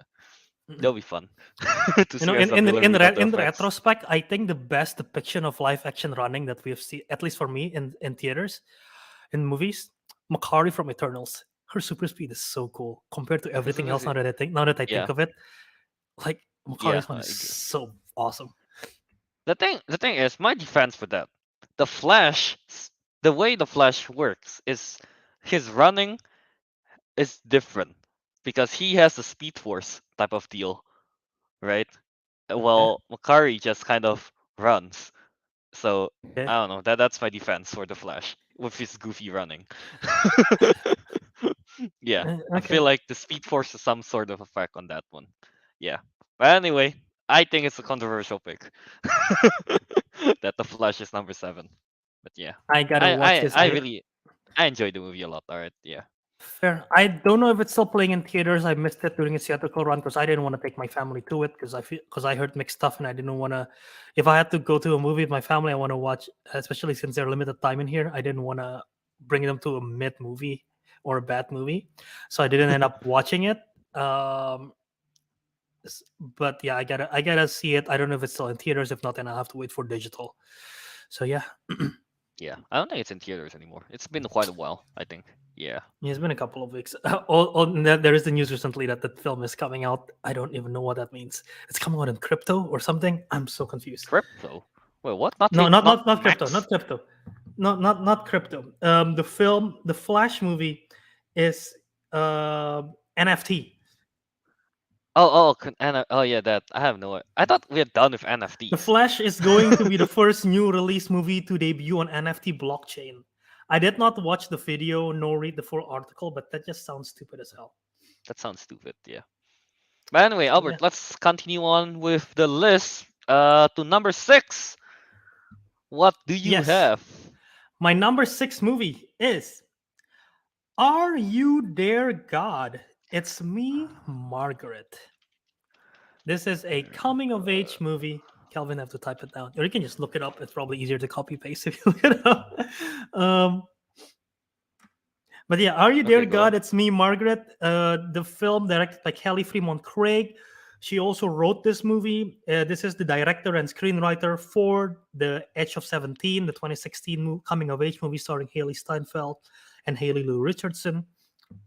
And this one is based on a book of the same name, starring Abby Ryder Forston. You might know her best as Cassie Lang, the younger Cassie Lang from Ant-Man and the Wasp, before they recast her in Endgame and Quantumania. But Abby Ryder Forston, she plays the main character. She plays Margaret, and basically she's this 11-year-old girl who's moving from New York to the suburbs of New Jersey. So she wasn't a big fan of the move, and basically moving sucks in general, but especially when you were younger, it probably even worse feeling because like you lost all your friends, and you're still dealing with growing up. You have to make new friends, all the difficulty and all that. You don't know what you like, you don't know what you don't like. Um, just basically it's a coming of age story, dealing with change, dealing with emotions, the crushes, the making new friends, the relationship with your parents, whether it's a good relationship or a difficult relationship. It's even more interesting in this one because it's a journey of discovery, because we can tell from the title, Are You There, God? It's Me, Margaret. It's interesting because they explore religion a little, because the mom is played by, oh god, I'm blanking on her name, Rachel McAdams, who is fantastic in this. And Rachel McAdams plays a character who have a Christian upbringing. And then the dad is played by Benny Safdie, who's one of the directors for Uncut Gems, and he's Jewish. And Jews and Christian people don't always, they don't see eye to eye in terms of religion and beliefs, right? So she grew up in this family who sort of like split in sort of their belief. So in this movie, she's exploring of like, oh, I am not one or the other. Why is that? And she basically sort of like in addition to the experience of the difficulty of being a teenager, of growing up and going through puberty, she's also sort of like exploring: do I want to be a Jew? Do I want to be Christian? Do I not want to be both?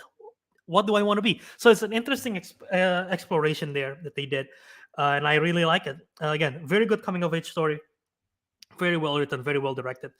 Ari Dergat, It's Me, Margaret. It's one of my favorite underrated film of the year. All right. Yeah. Uh, I feel like I'm gonna watch this at one point. It's really good, right? How much you give this, Bert, when you I rate like it? it a lot. I gave it 4.5. I liked it a lot. Mm, mm, yeah. The premise, now that you mention it, it's pretty interesting. Yeah. Hmm. Yeah, I don't have much to add on that.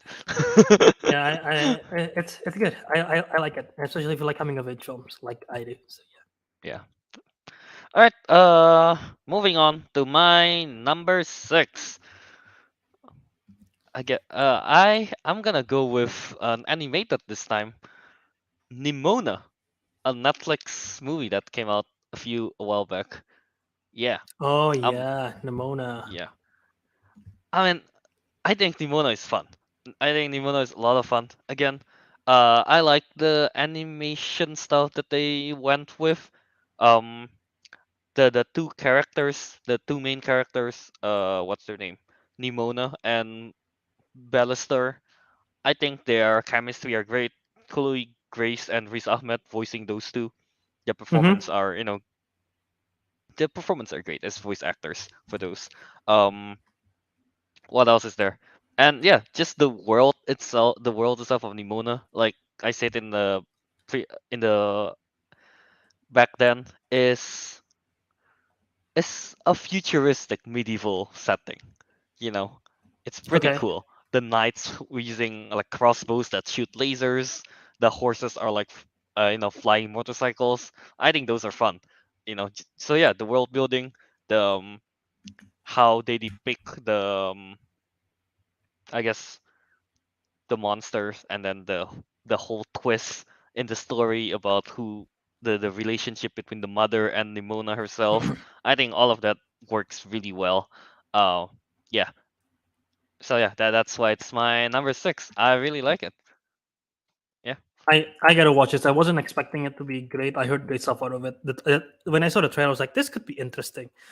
But yeah, now that a lot of people say it's good, I am really looking forward to watching this. Yeah, I agree. When I watch a trailer, it's like, yeah, like you said, there's potential here. There's potential here. And yeah, once it's out, watched it, really enjoyed it. Yeah. Yeah. Yeah. I mean, looking at the Letterbox, the ratings are either 4 or 5, it seems like. Hmm. Yeah. So, yeah, people definitely like this. So, if you guys haven't watched this, I definitely would recommend it as well. It's a story about acceptance. It's a nice story. Yeah. All right. That's that for our from 10 to 6. Now let's get into the top 5. Yeah. So Albert, let's start with you. All right, my number 5 in this list is another sequel. Wow, I got a lot of sequels in this list. This is the fourth film. That's funny. I have a film in the 10th installment. I have a film in the sixth installment. I have a film in the third installment. I don't have a fourth one yet, but this is the And they're fourth not in one. order, Albert. They're not in Like order. in the yeah. And this is the fourth one. It's John Wick Chapter 4. Ooh, right. I still haven't watched this. Oh, that's right. You haven't seen it. Like I was waiting to see if Yeah. you have seen it. The fourth film is the John Wick saga, directed by Chet Stahelski, starring Keanu Reeves as the hitman. The Baba Yaga continuation. You gotta watch the first three to understand this, because he's basically being hunted and he's trying to find a way out. He basically throughout this whole movie is basically him trying to find a way out from the high table, from the world of this hitman. He's trying to find a way out, So his it's a survival story, and then he tried to resort to some friends, maybe enemies. You don't know who to trust. Donnie Yen plays Kane, who is a blind assassin who is badass as hell as always. Friend, foe, who knows? I'm not gonna tell you, but he's a very interesting character. Bill Skarsgård plays sort of the one of the higher rank members of the high table who's creating the rules. So he's kind of a main antagonist.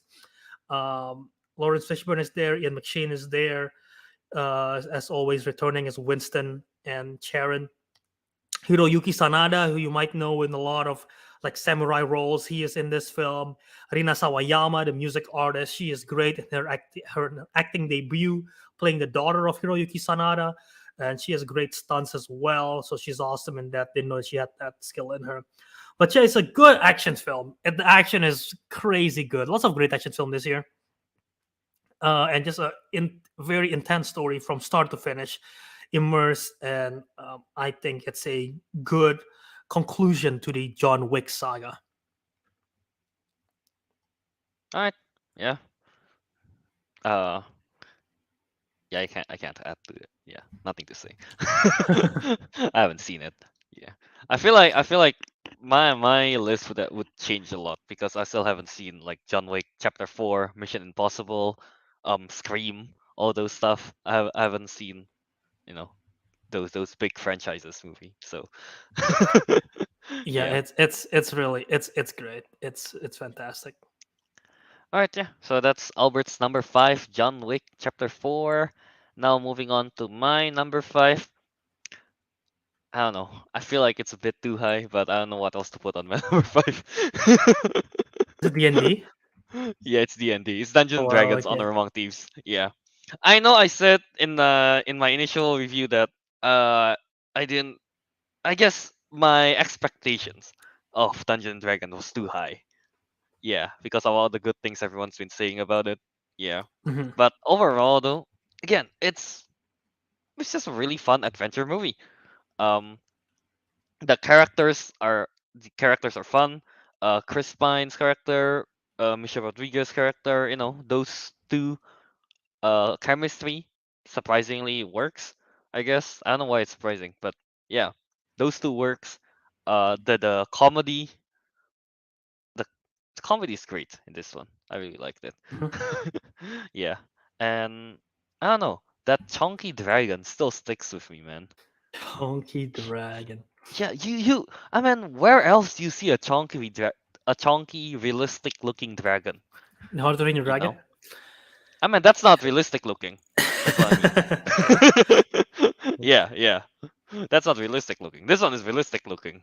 Chunky Yeah. dragon. So, Okay. yeah, just the whole idea of it's a lot of fun. Um, yeah, very much that, I guess. Where do you have this again? Number 10, right, Albert? I have it at number 10. Yeah.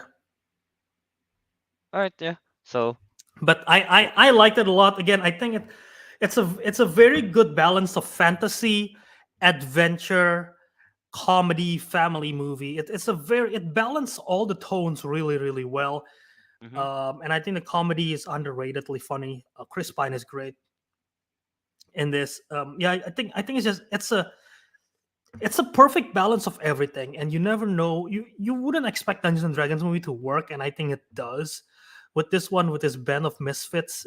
And I think it's just a lot of fun. I don't know if it excels in anything particularly well. It's just an all Yeah. around fun. I think if I were to take my favorite thing out of this film, it's probably the comedy. Um, Yeah, agree. but yeah, it's a fun time. Lots of great moments. The characters are great. Michelle Rodriguez character is fun. Rene John Page is great in this one. I love his character. As Zank The Yendar, is paladin, that right? it? Yeah. Paladin? Yes. Justice Smith is good as always. I like him. Sophia Lillis as Doric is fantastic. Hugh Grant as the villain is fun. So yeah, I do like it. Again, it's a good balance of everything. Yeah, I can agree. It's good all around, but doesn't really excel in any one category, I guess. Yeah. Yeah. Yeah. So yeah, that's my number 5. All right, now let's move on to Albert's number four now. What do you have? All right, my number four. Let's see if you can get it. Let's see how fast you can get it based on what I'm about to say. Okay. Sure. dun dun dun dun dun dun Mission dun dun Impossible. All dun right. dun dun dun dun dun dun dun dun dun. Mission Impossible: Dead Reckoning Part One. Woo! Mission Impossible, fantastic film, fantastic franchise. I love this franchise, man. I've seen all the films so many times on repeat. Fallout is still my favorite, but this one is up there. I don't know where it ranked right now. Between Ghost Protocol and this one, right now I've seen Ghost Protocol more, but this one is really, really great. First things first, if you haven't seen this and you're watching this for the first time, because this is playing in theaters right now, if you get a chance to watch it in IMAX or Dolby, do it because it is awesome. And apparently, this is a thing in Dolby theaters, which I didn't know until the other day when I found this out. But apparently, Dolby has this thing called rumble seats, which is a feature where your seats shake at the same time with a particular sound. And not a lot of movies utilize that, and this movie does. Because at first, when I was watching it, I was like, wow, the noise is really loud. My chair is shaking. My chair is shaking. But apparently it's a feature. And not a lot of films does it. And I didn't know that because I never experienced it until now. And I was like, that's really good usage of the sound with the chair shaking. And it's really immersive and it's great. Aside from that, action, it's Mission Impossible, man. It's great. What do you expect? That sequence where we saw in the trailer and in the poster where Tom Cruise literally rides a motorcycle off a cliff and jumps off, it is as good as it's marketed. That sequence gave me chills seeing it just because you know it's him. You literally know it's him. And they didn't, right after the jump, they literally cut to a camera where it's close up to his face and his skin is like falling off his face because it's like free falling. It's incredible, dude. And it gave me chills. And it's incredible. And it makes sense in terms of the plot. I thought, because when my one thing was like, what kind of plot would justify Tom Cruise jumping off a cliff? And it does. It makes sense, and I absolutely love it. It's so much fun. The action is great. So many great action sequences outside of that one. Um, it is probably one of the most emotionally tolling Mission Impossible movie since the third one.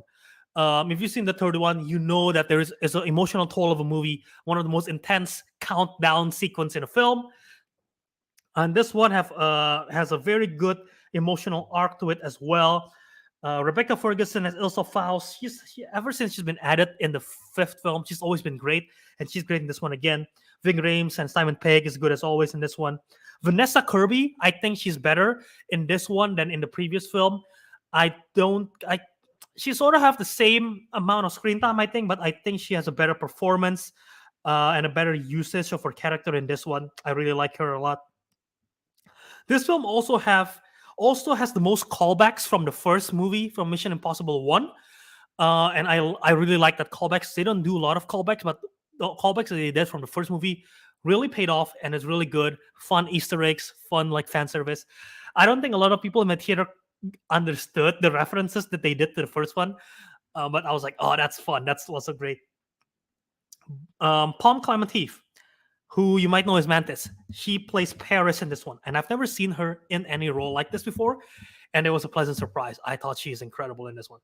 But the standout in this film, Mission Impossible movie is often a Tom Cruise-led movie, but I think this is safe to say that this one is also a Haley Atwell movie because she is fantastic. She's a new addition to this film. I'm not gonna disclose. I'm not gonna disclose too much of what her role is, just to be a surprise.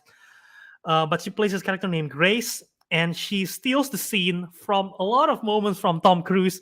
Her action sequence is great, and yeah, her character is just so much fun. It's just so much fun to explore. Just the introduction to her character and everything. She's sort of new to this whole thing, but it's good. She gave an emotional arc, a very important arc. That's sort of like a vision to the audience as well. But yeah, it's overall it's a really good movie. My only gripe about this movie is that this is a part one, and same issue that I have with a lot of part one, part twos, which is why I didn't love the first Dune movie because it feels incomplete.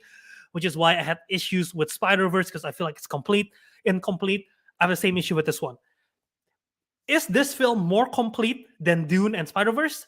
Yes, but it's still an incomplete movie because there's still an open arc to be explored. Uh, so this is why I for weekly watches I rate this a 4.5 out of 5 because there's just that missing piece right there. But overall, it's such a blast and a fun time. And Lorne Balfe, who composed the shit out of the music. So yeah. All right. Yep, How yep, yep. 4.5, right? You gave it, Bert? Yeah, yeah. Yeah. All right. All right. All right. All right. Pretty neat for Mission Impossible. I still find it funny that this like watching this trailer for Death Reckoning is the first time I knew that the Tom Cruise character is named Ethan. He doesn't look like an Ethan. He doesn't look like an Ethan. Right? He doesn't look like an Ethan at all. Yep, Yeah. yep, yep. All right. Uh, Anyway, moving on to what is it? My number 4, right? It's the movie that I just talked about just now. No, Asteroid City. Yeah. Asteroid City. Like, it's my number 4 right now. I don't know if it's recency bias. It probably is. It's recency bias.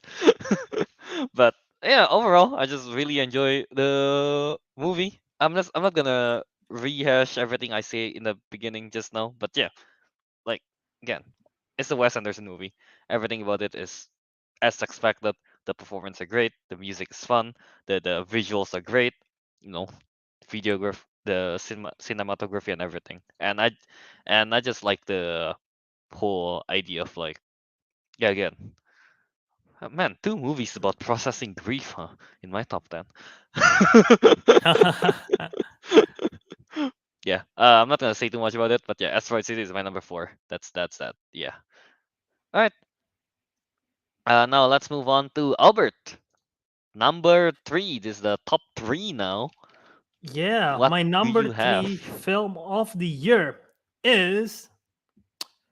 I don't think I can give you a musical cue to this. Okay.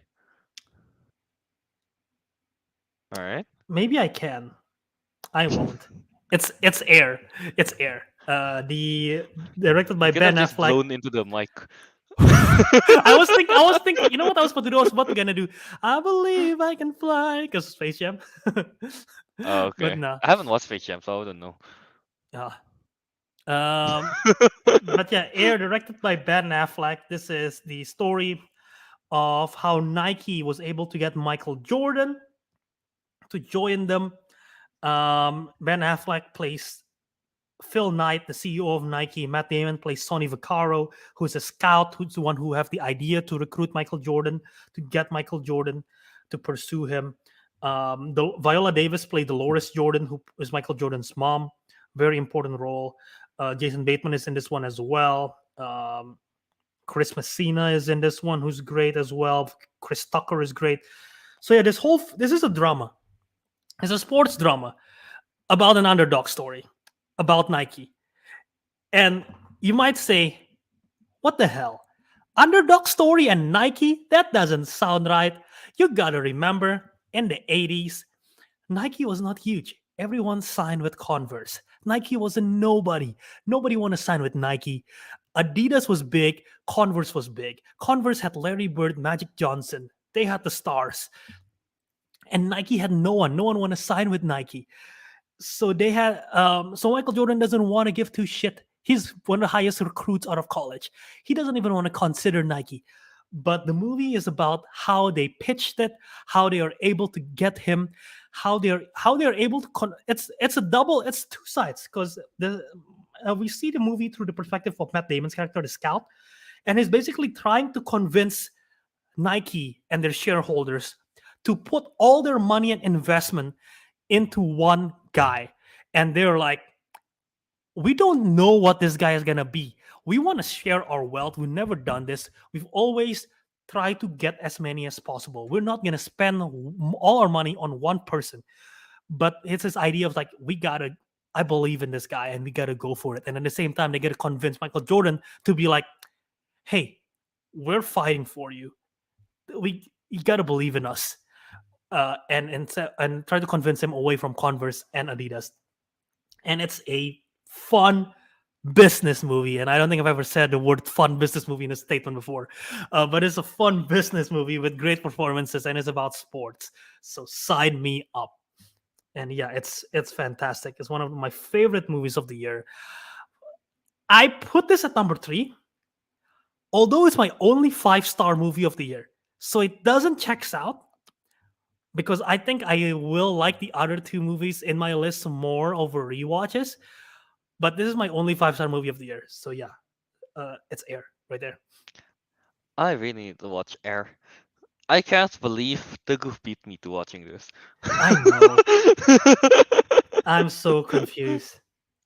uh, You gotta check this out, man. I think you will like it a lot. yeah. Also, yeah, like you said, about the Converse thing, it's kind of wild that like looking back when I watch some Magic Johnson highlights, sometimes you see them just wearing Converse and everything. It just feels so off, especially with how the shoes are, the modern shoes, NBA shoes are right now. Yeah, Yeah, yeah, yeah. Yeah, no, it's crazy. People really forget about it. But yeah, yeah, it's a time, dude. And now Nike is like the big.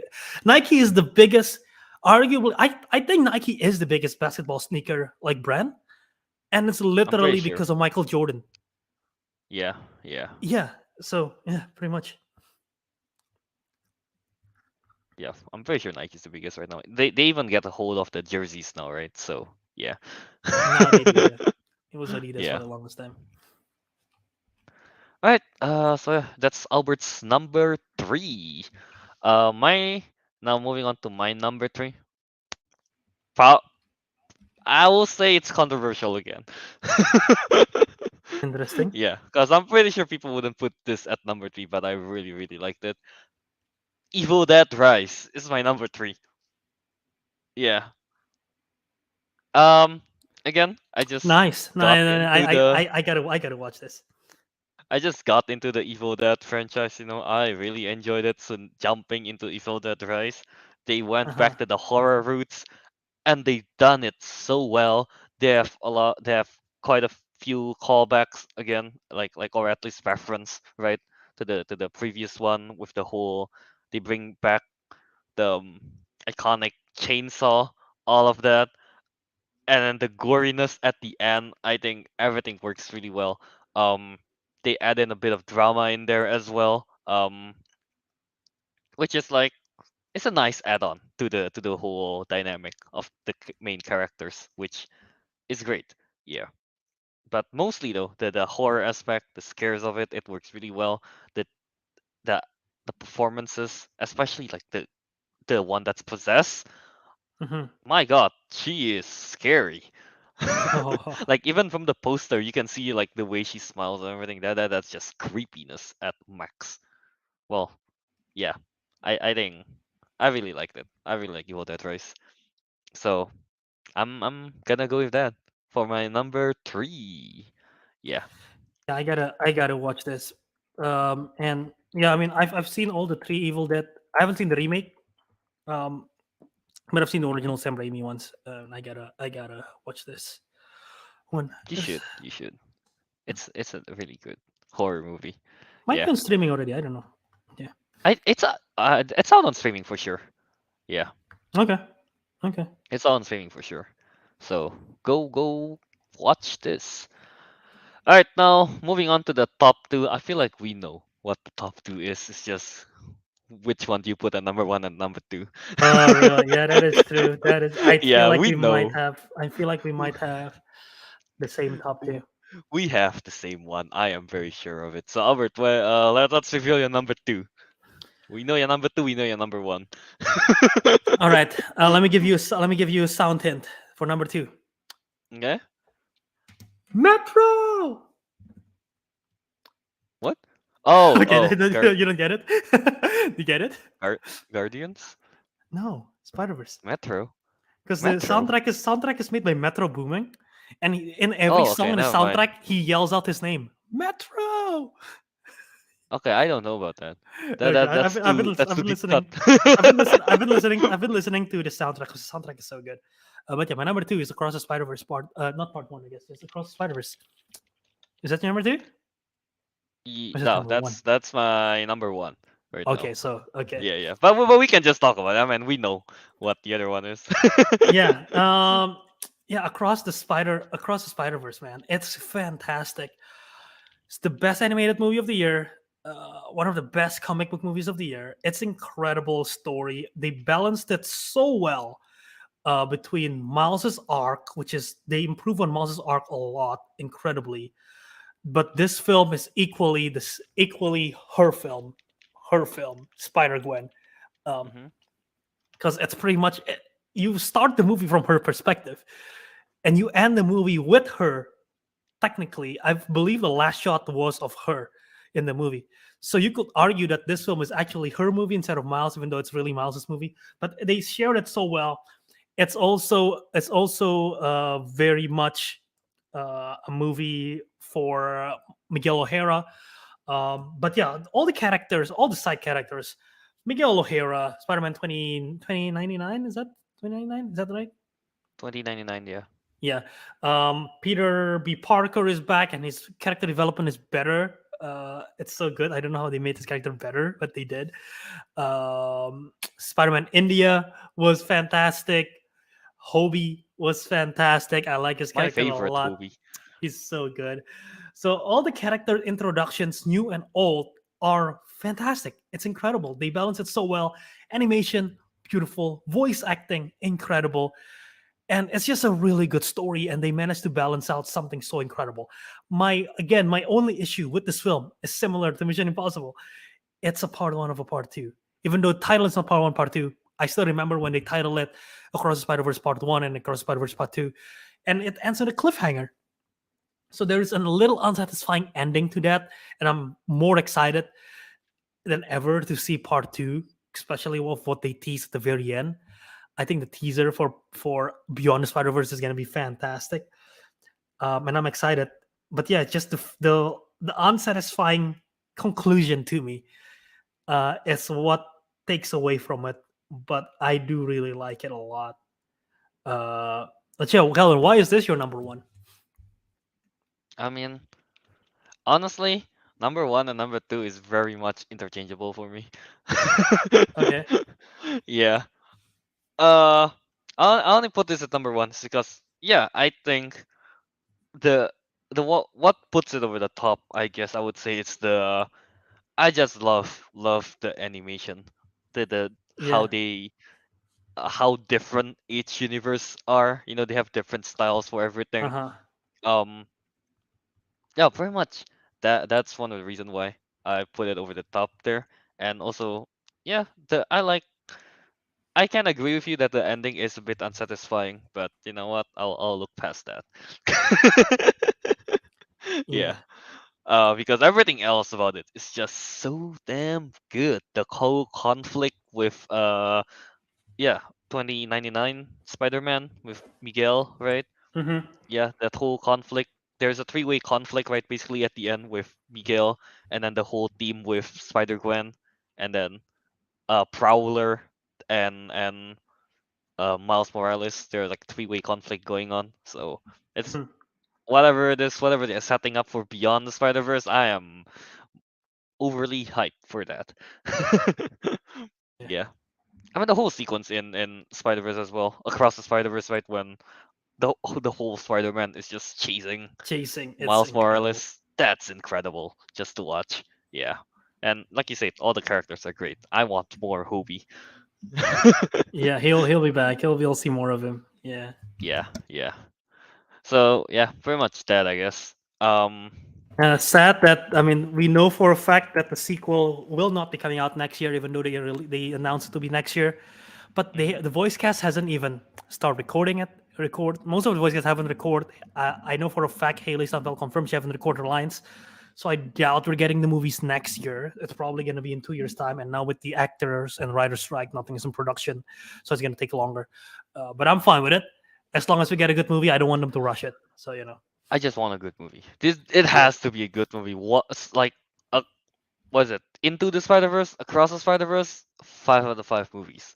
So the last I'm one pretty better be sure. 5 out of 5. I'm pretty sure this will become 5 out of 5 as well. It's right now it's 4.5 because of I that mean, reason. for But you, it's basically a 5 out of 5. It's just because of that part one, part two I feeling. have to. Yeah, Yeah, exactly. yeah, So yeah. So yeah, that's Albert's number two. Now going to my number two for me is Guardians of the Galaxy Volume 3. Basically the best MCU movies. I feel like even among the MCU movies, this is I think in my top five. Yeah, Guardians of the that's fair. Galaxy. What James Gunn did with this, this is basically his farewell to the for the MCU, and my God, Guardians of the Galaxy is, man, the whole, it's the movie is about Rocket mostly, and god damn it, Hmm. we definitely got emotional for Rocket. And then yeah, just the whole adventure this misfit gang is just, uh it's fun. The actions are great, the comedies are great, the relationship, the comedy they used on that one, perfect. A perfect blend for everything. It's like what you said, about, I feel like what Dungeon Dragons, that it hits all the right notes on everything, but this time it's just a lot better than Dungeon and Dragons, I think. Yeah. Yeah. So I think it hits all the right notes for Guardians of the Galaxy Volume 3, and like Samuel Stein said, it has a great soundtrack as well. All the Soundtrack is really good. Guardians of the Galaxy franchise hasn't missed a beat on the I, soundtrack. Yeah. So yeah, that's all I have to say on Volume 3. if I were to just now, if I were to make you guess my number one, I would have gotten to go with "Run Fast from Your Daughter." That's a good song. It's so good. Florence and the Machine. I love that song. But yeah, the soundtrack is incredible. We'll start with that. So many great usage of it. How the soundtrack, and yeah, like you said, emotional beats, great conclusion. We know this is the last time we'll see this group of Guardians because it's the last time James Gunn will have a helmet. And I think it's a great send off to everyone. Great send off to Gamora. I don't know if she'll be back. Great send off to the current iteration of Guardians and Star Hmm. Lord. Great send off to Mantis and Drax and Nebula. I love it. This is the best Nebula's ever been, the best Star Lord has ever been, the best Rocket's ever been. The best everyone Not has ever been, basically, I feel not like. I don't know about Groot, but Groot is still pretty good in this one. I Um, mean, to be fair, Groot, all he says is "I am Groot." hey! He said we are Groot in the other movie, so that's why it's better.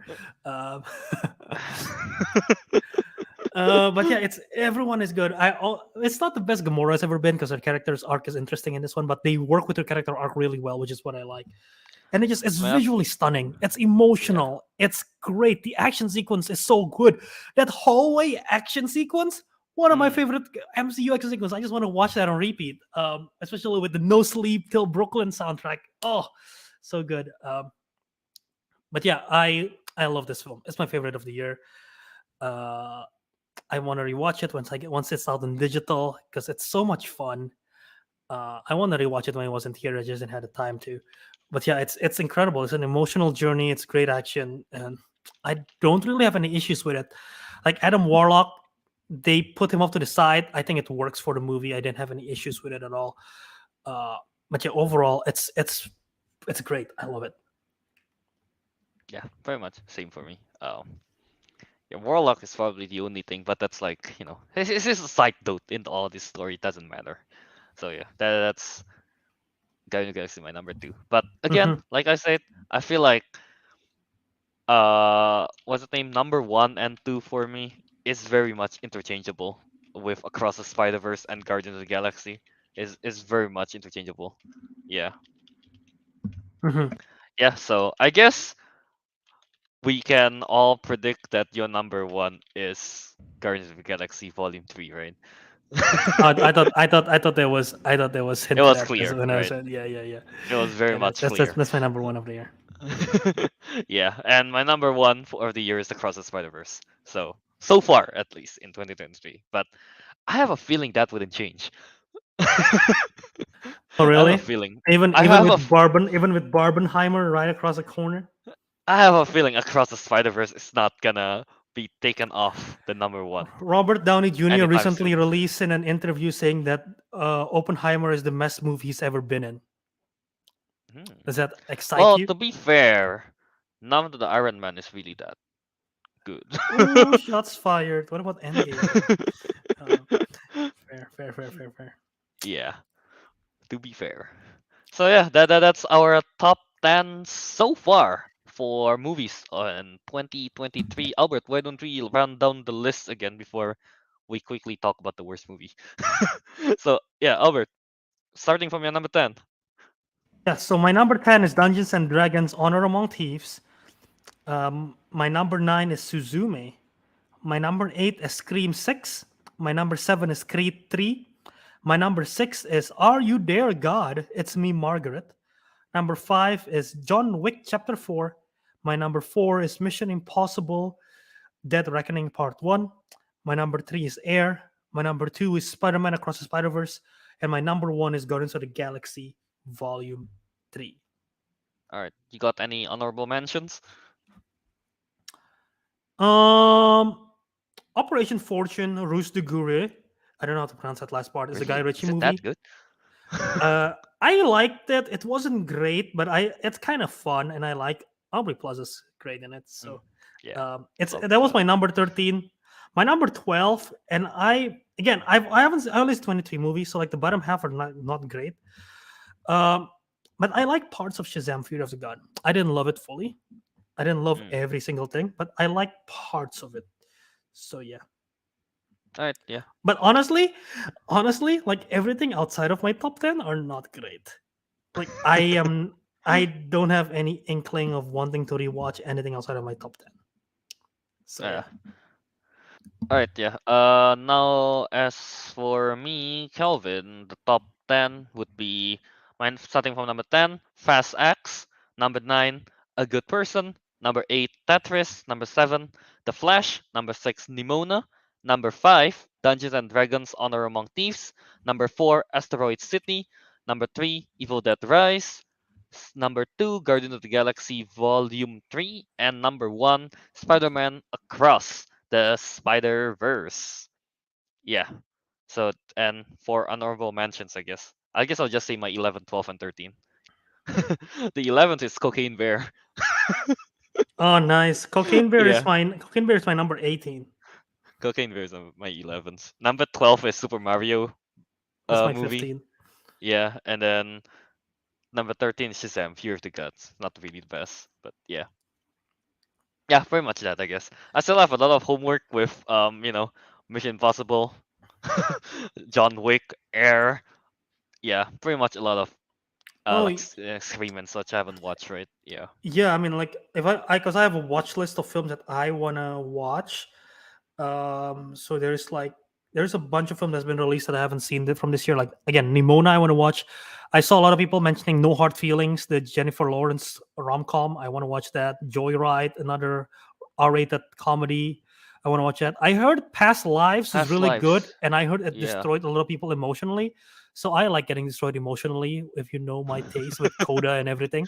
So That's Albert's kink right there. that's a like right there. Ooh, I get excited. So yeah, I want Past Lives. I'm looking forward to that. I heard some people like Missing. I heard some people don't like Missing. It's So not I'm really I the kind of best. curious. I gotta watch. I gotta watch A Good Person. You said good stuff of Magic Mike's Last Dance, didn't you? Didn't you say good stuff No, about it? no, Or I did no? I not. say bad stuff about That's it. Okay, I you see say good bad stuff stuff about the about other it. Magic Mike. Okay, okay. Yeah. I haven't seen that. What else I haven't seen? Elemental. I haven't seen Elemental. I gotta watch that. Oh Um, right, yeah, I haven't watched that either. Indiana Jones, I haven't seen. Little Mermaid, I haven't seen though. I don't know if I'm gonna like Little Mermaid, but I haven't seen those. And the Flash. So yeah, Yeah. All right. Yeah. crazy how none of how all of both of us like forgot Elemental came out and like no one talk about it. And That's that's on my crazy. list. That's Pixar too. Crazy. That's fixed. Yeah. Uh, Yeah. All right. Going to the comments for a bit. I'm surprised by this one. Fred the movie's putting Boys Afraid as his number fifth. I haven't seen that too. Yeah. Because on my list, out of the 39 movies I watched, Boys Afraid is my 32nd. Oh my! It's that far down. Yeah. Wow. All right. Yeah. Anyway. By the Um, way, Mr. Brubel put his top 10 for a second. I thought he spammed his keyboard by accident, and then I realized that's AYTG question mark I am comma M. It's Are You There, God? It's me, it's me more. Margaret. Yeah, I know. That is I got confused as well when I was reading Mr. that Bluebell's was comment. yeah that's great. And yeah, I guess there is a lot of like across the Spider Verse is like also crazy acronym. Mission Impossible, Dead Reckoning Part One is also crazy acronym. Yeah. It always throws me off because the colon is after the mission. It's not the Mission Impossible. It's Mission colon Impossible, Mm, and then they do a dash. Um, yeah. but yeah, fun. Yeah. All right. Let's go quickly, I guess, to the worst movie of 2023 that you've seen so hmm far. hmm Yeah. Just quickly, Albert. What's at the bottom of your list right now? The top Fool's five Paradise. worst. Fool's Paradise is the bottom, completely half star. I don't give a lot of film half star. I Mm-hmm. l- I didn't even know what the ending of this movie was. I walked out. That's how bad it is. I should have Yeah. walked out 30 minutes earlier, but that's because I thought the film was going to end soon. And turns out when I left, there is still 30 minutes to the movie. So I don't know how long this movie was 99 minutes. This is a short film. It felt like 3 hours. It's horrible. I wanna I I wanna choke myself with popcorn watching this movie. I got bored eating popcorn while watching this movie. Impossible to get bored eating It's popcorn. awful.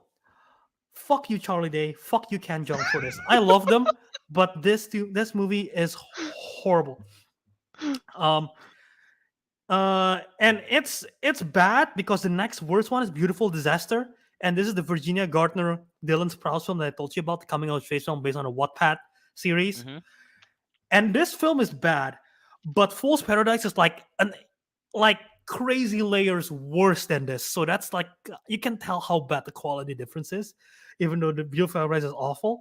But yeah, that's like my second, and then third one is Murder Mystery, and that one is still That's kind of tolerable. that's Adam Murder Mystery Sandler, right? 2. Yeah, Murder Mystery 2. That's still tolerable. That's the third worst. And then Megan rounds up the four. And Transformers Rise of Beast rounds out the bottom five. Megan, is that low for you? Megan, I gave Megan three I stars. Like the okay. jump from the Fool's Paradise half star, Beautiful Dancer is 1 star, Murder Mystery Megan and from Transformers Rise of the Beast is like two and a half, 3 stars. Okay. I Yeah. thought you put mm, Megan much lower than that. No, yeah. But yeah. All right. For me, my bottom one is definitely this crappy movie. You People, the one that I mentioned, I think a few weeks last week. Yeah, but with Jonah Hill and Eddie Murphy in it. I gave it like a half star as well. It's just plain bad. They say it's romance and comedy, Uh, both yikes. non-existent. So Yikes. you tell me, what the hell is that? I have no idea. Good thing I wasn't watching it fully. I was just having it on the side. Woo! Yeah. And then after that, Paint, that Owen Wilson movie where he is kind of Bob Ross. That movie is bad. Kind of pub, right? Yeah, that movie is just bad. I can't hear anything about it. Like all the dialogues, I can't hear anything about it. Um, Winnie the Pooh, Blood and Oh, I Honey is forgot good. that came out. Yeah. I mean, honestly, Winnie the Pooh, Blood and Honey. It's one of those bad, bad but fun movies. So maybe I should Okay. put it a little bit higher.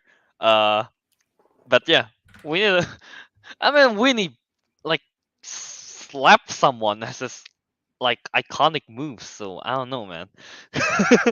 I don't know if that's like good or bad, but I like that slap. So let's just go with that. And then what Bitch my slap. number four? I really don't remember anything about this movie. Consecration. Do you know that? No, right? No. Exactly. Let's just skip that whole Never even completely. heard of it. Oh my god. Yeah, and then Insidious, the Red Door. It's that bad. Hmm. Yeah, that's my. I give that one 1.5, right? Yeah, the Red Door is that Okay. bad. So that's my list for the worst movie of 2023. Yeah. Okay. All right. We're already reaching 2 hours. Do we want to do the talk about the shows and stuff? I don't think we I mean, have to, right? I haven't seen any shows, but I just want to shout Me out some stuff neither. that I am planning to watch. Actually, All right. technically, Last of Us is probably the best show I watched this year. That show is All right. incredible. Rest of Us came out. Right. I Yeah, forgot that was yeah. this year. The Emmys just came out nominations, and I realized I missed so many because I haven't seen so many of the shows. Like I only seen Last of Us. I heard great stuff about Succession. I don't know if I will like it, but Is that a people K saying drama? Succession is what? Is it not a Korean drama? No, HBO. Or is that a... Oh, okay, never HBO. mind. I It's was a thinking of HBO something series. else, I think. Okay, it's a Alright. HBO series, Succession. 4 seasons in. This is the final season. I heard great stuff. I heard the mini series Love and Death, starring Elizabeth Olsen and Jesse Plemons, was good. I might watch it. Okay. Um, and then Beef, I heard was good. It stars Yeah. what's that guy? What's his name? Stephen Yun. Stephen Yun and Mm, Ali Wong on Netflix. I heard that's good. I want to watch that. And The Bear. The Bear is this is the one that I'm most excited about for some reason. Because it's about apparently this is imagine Uncut Gems but in a kitchen, and it's like the what? stressful life. That's what I was pitched. I don't know how Oh, accurate it is, but it's basically about a chef in Chicago, and I heard it's like really really good and stressful, and a lot of people might not enjoy it because it's stressful, but they say it's good. So maybe I'll like it. Maybe I'll hate it because it's stressful. I don't know. So yeah. Albert wants to be stressful. I don't know. And the show that I heard was awful. That I don't know The if I want to Idol. watch it. Yes, you Yeah. heard how bad it is too. Yeah, I watched like I videos saw about it. clips. It looks awful. Yeah. Oh, but I am I like mean, intrigued. I'm intrigued to watch it, but I don't want to waste my time. So like I'm because I heard the weekend or Able or whatever you want to be dude, I called now. saw I a heard clip of the weekend trying to threaten someone because he looked at his girl. That is the most goofy acting I've ever seen. He's it's trying like to be it's I intimidating, but he's not. I heard it's like it's goofy acting and also like the lines is like really disgusting because it's apparently it's from the creator of Euphoria, which if you Hmm. know anything about Euphoria, it's like about the teen. It's a teen drama, but it's very explicit and like heavily sex involved. And so this one is about like I don't even know what it's about, but it's something to do about like obsession about like Hollywood celebrity life, and it's very sex driven as well. And Oh, very apparently there much is like so. apparently there is a line, and this is gonna brand our podcast and immediately it's explicit. Okay, don't send. Should I not say it? But there Just is don't like say it then. there are like so many dialogues involving fluids that came out from your body and like genitalia. Sweat. That's like it's it's I heard it's really bad. Yeah, So yeah. yeah, Don't yeah, watch the yeah, idol. yeah, yeah, yeah. I guess not. I guess I won't. I'll just watch a compilation of the clips. Yeah. All right. Pretty much that, I guess, for this week's episode, right? Yeah. All right. Uh, Let's. yeah. What You is it? know, before we wrap, I do want to one thing. Next week, Barbenheimer. It's coming out. Is the big week. What is your plan to watch it, Calvin? Right. Yeah. That is one of the What's the questions order for from Star Barbenheimer? Machine.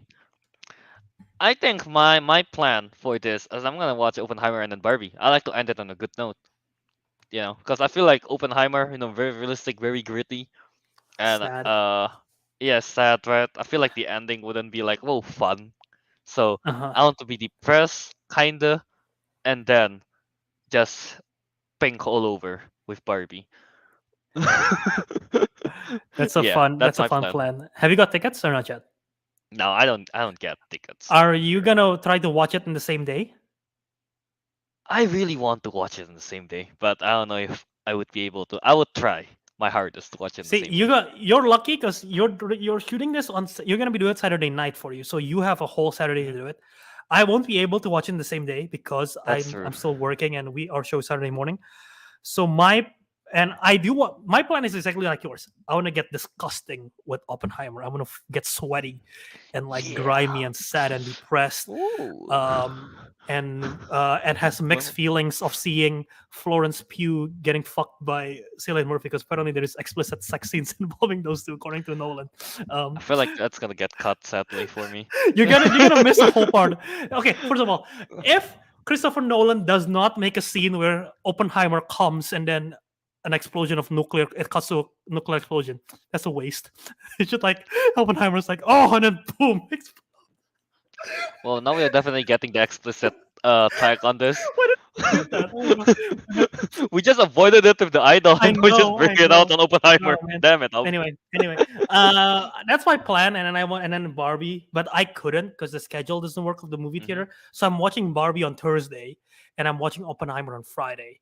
So I'll Mm. get the opposite experience from you if you decide to watch it that way. So I mean, let's see you how that's gonna be. I think Arek's playing the same order as you based on the chat. Um, wait, actually, no, that doesn't sound right. no, that he's talking about his He's being sarcastic. yeah. But Yeah, yeah, so pretty much that. we're gonna have opposite perspective. So let's see how that goes. Yeah. I mean, you did say that you like being emotionally attacked. So maybe you maybe you'll get that, by watching Yeah. Oppenheimer last. But yeah, anyway, Uh, let's but plug it out. Oh, I okay. gotta say one thing. Sorry. Last thing. I saw an interview recently about Nolan talking about Oppenheimer, right? Yeah. And Devin Bostic, who is Roderick from Roderick Rolls. Apparently, Uh-huh. Nolan casted him because he thought he was good in Roderick Rolls, and that just blows my Whoa. mind that he watched Roderick Rolls, Diary of a Wimpy Kid. So that is like exciting to me that Nolan watched it and it's like, I gotta work with this I guy. gotta I gotta get him. Or I gotta get know. Roderick in my So movie. yeah. Yeah. All right. Anyway, let's plug it out. I guess. I'll plug out everyone. Yeah. Why not? So yeah, guy, you can find the missing man Ariq, who is in Bali, on Instagram at Ariq Andria and on Letterboxd at Ricky Do. You can find Teguh. What happened to him? Actually, I don't remember. He said he I think he was just had sick. plans. Didn't he say he was That was sick? last week. He got sick. He's not sick this Maybe he week. got sick again. Ah, okay, excuses, Teguh. But yeah, Oh, he's going on a trip this weekend. right, yeah. Teguh's It's vacation, going it's on summer. vacation now. It's summer. Yeah. Yeah. But yeah, you can find Teguh on Instagram at TeguhM23 and on Twitter at TeggyDo. And you guys can find me, Kelvin, on Instagram at KYH27 and Disco Monkey on Letterboxd and YouTube. That's the Albert. You can find me on Twitter, Instagram, TikTok, Letterboxd, and I guess Thread, even though I don't really use it. J.A. Wiradharma. Find me there. If you want to see instant reaction from me from Oppenheimer and Barbie, I'll do it right in my TikTok. So make sure to follow me there. Um, but yeah, check me out on all those social media platforms. And you can find the Councilman once again on every social media at Councilman Show, Twitter, Instagram, Letterbox, Threads, Councilman Show. And you can find the podcast on the audio feed, The Councilman, after the live stream. We'll do it right away. So make sure you listen to us there. Subscribe over there, leave us a review. You can also check out our merch. It's on T Public Councilman Show. Go find us there. Get the merch. I have ideas for new merch, so look forward to it if you want to get them. I just don't know when I will be able to make it, but I have ideas. So I'm teasing that right now. So yeah. All right. So yeah, there you go. Uh, that's it for this week's episode for the best and worst movies of 2023 so far. So yeah, with that, the councilman has spoken, and we'll see you on the next episode. Right, we'll do bonus content too.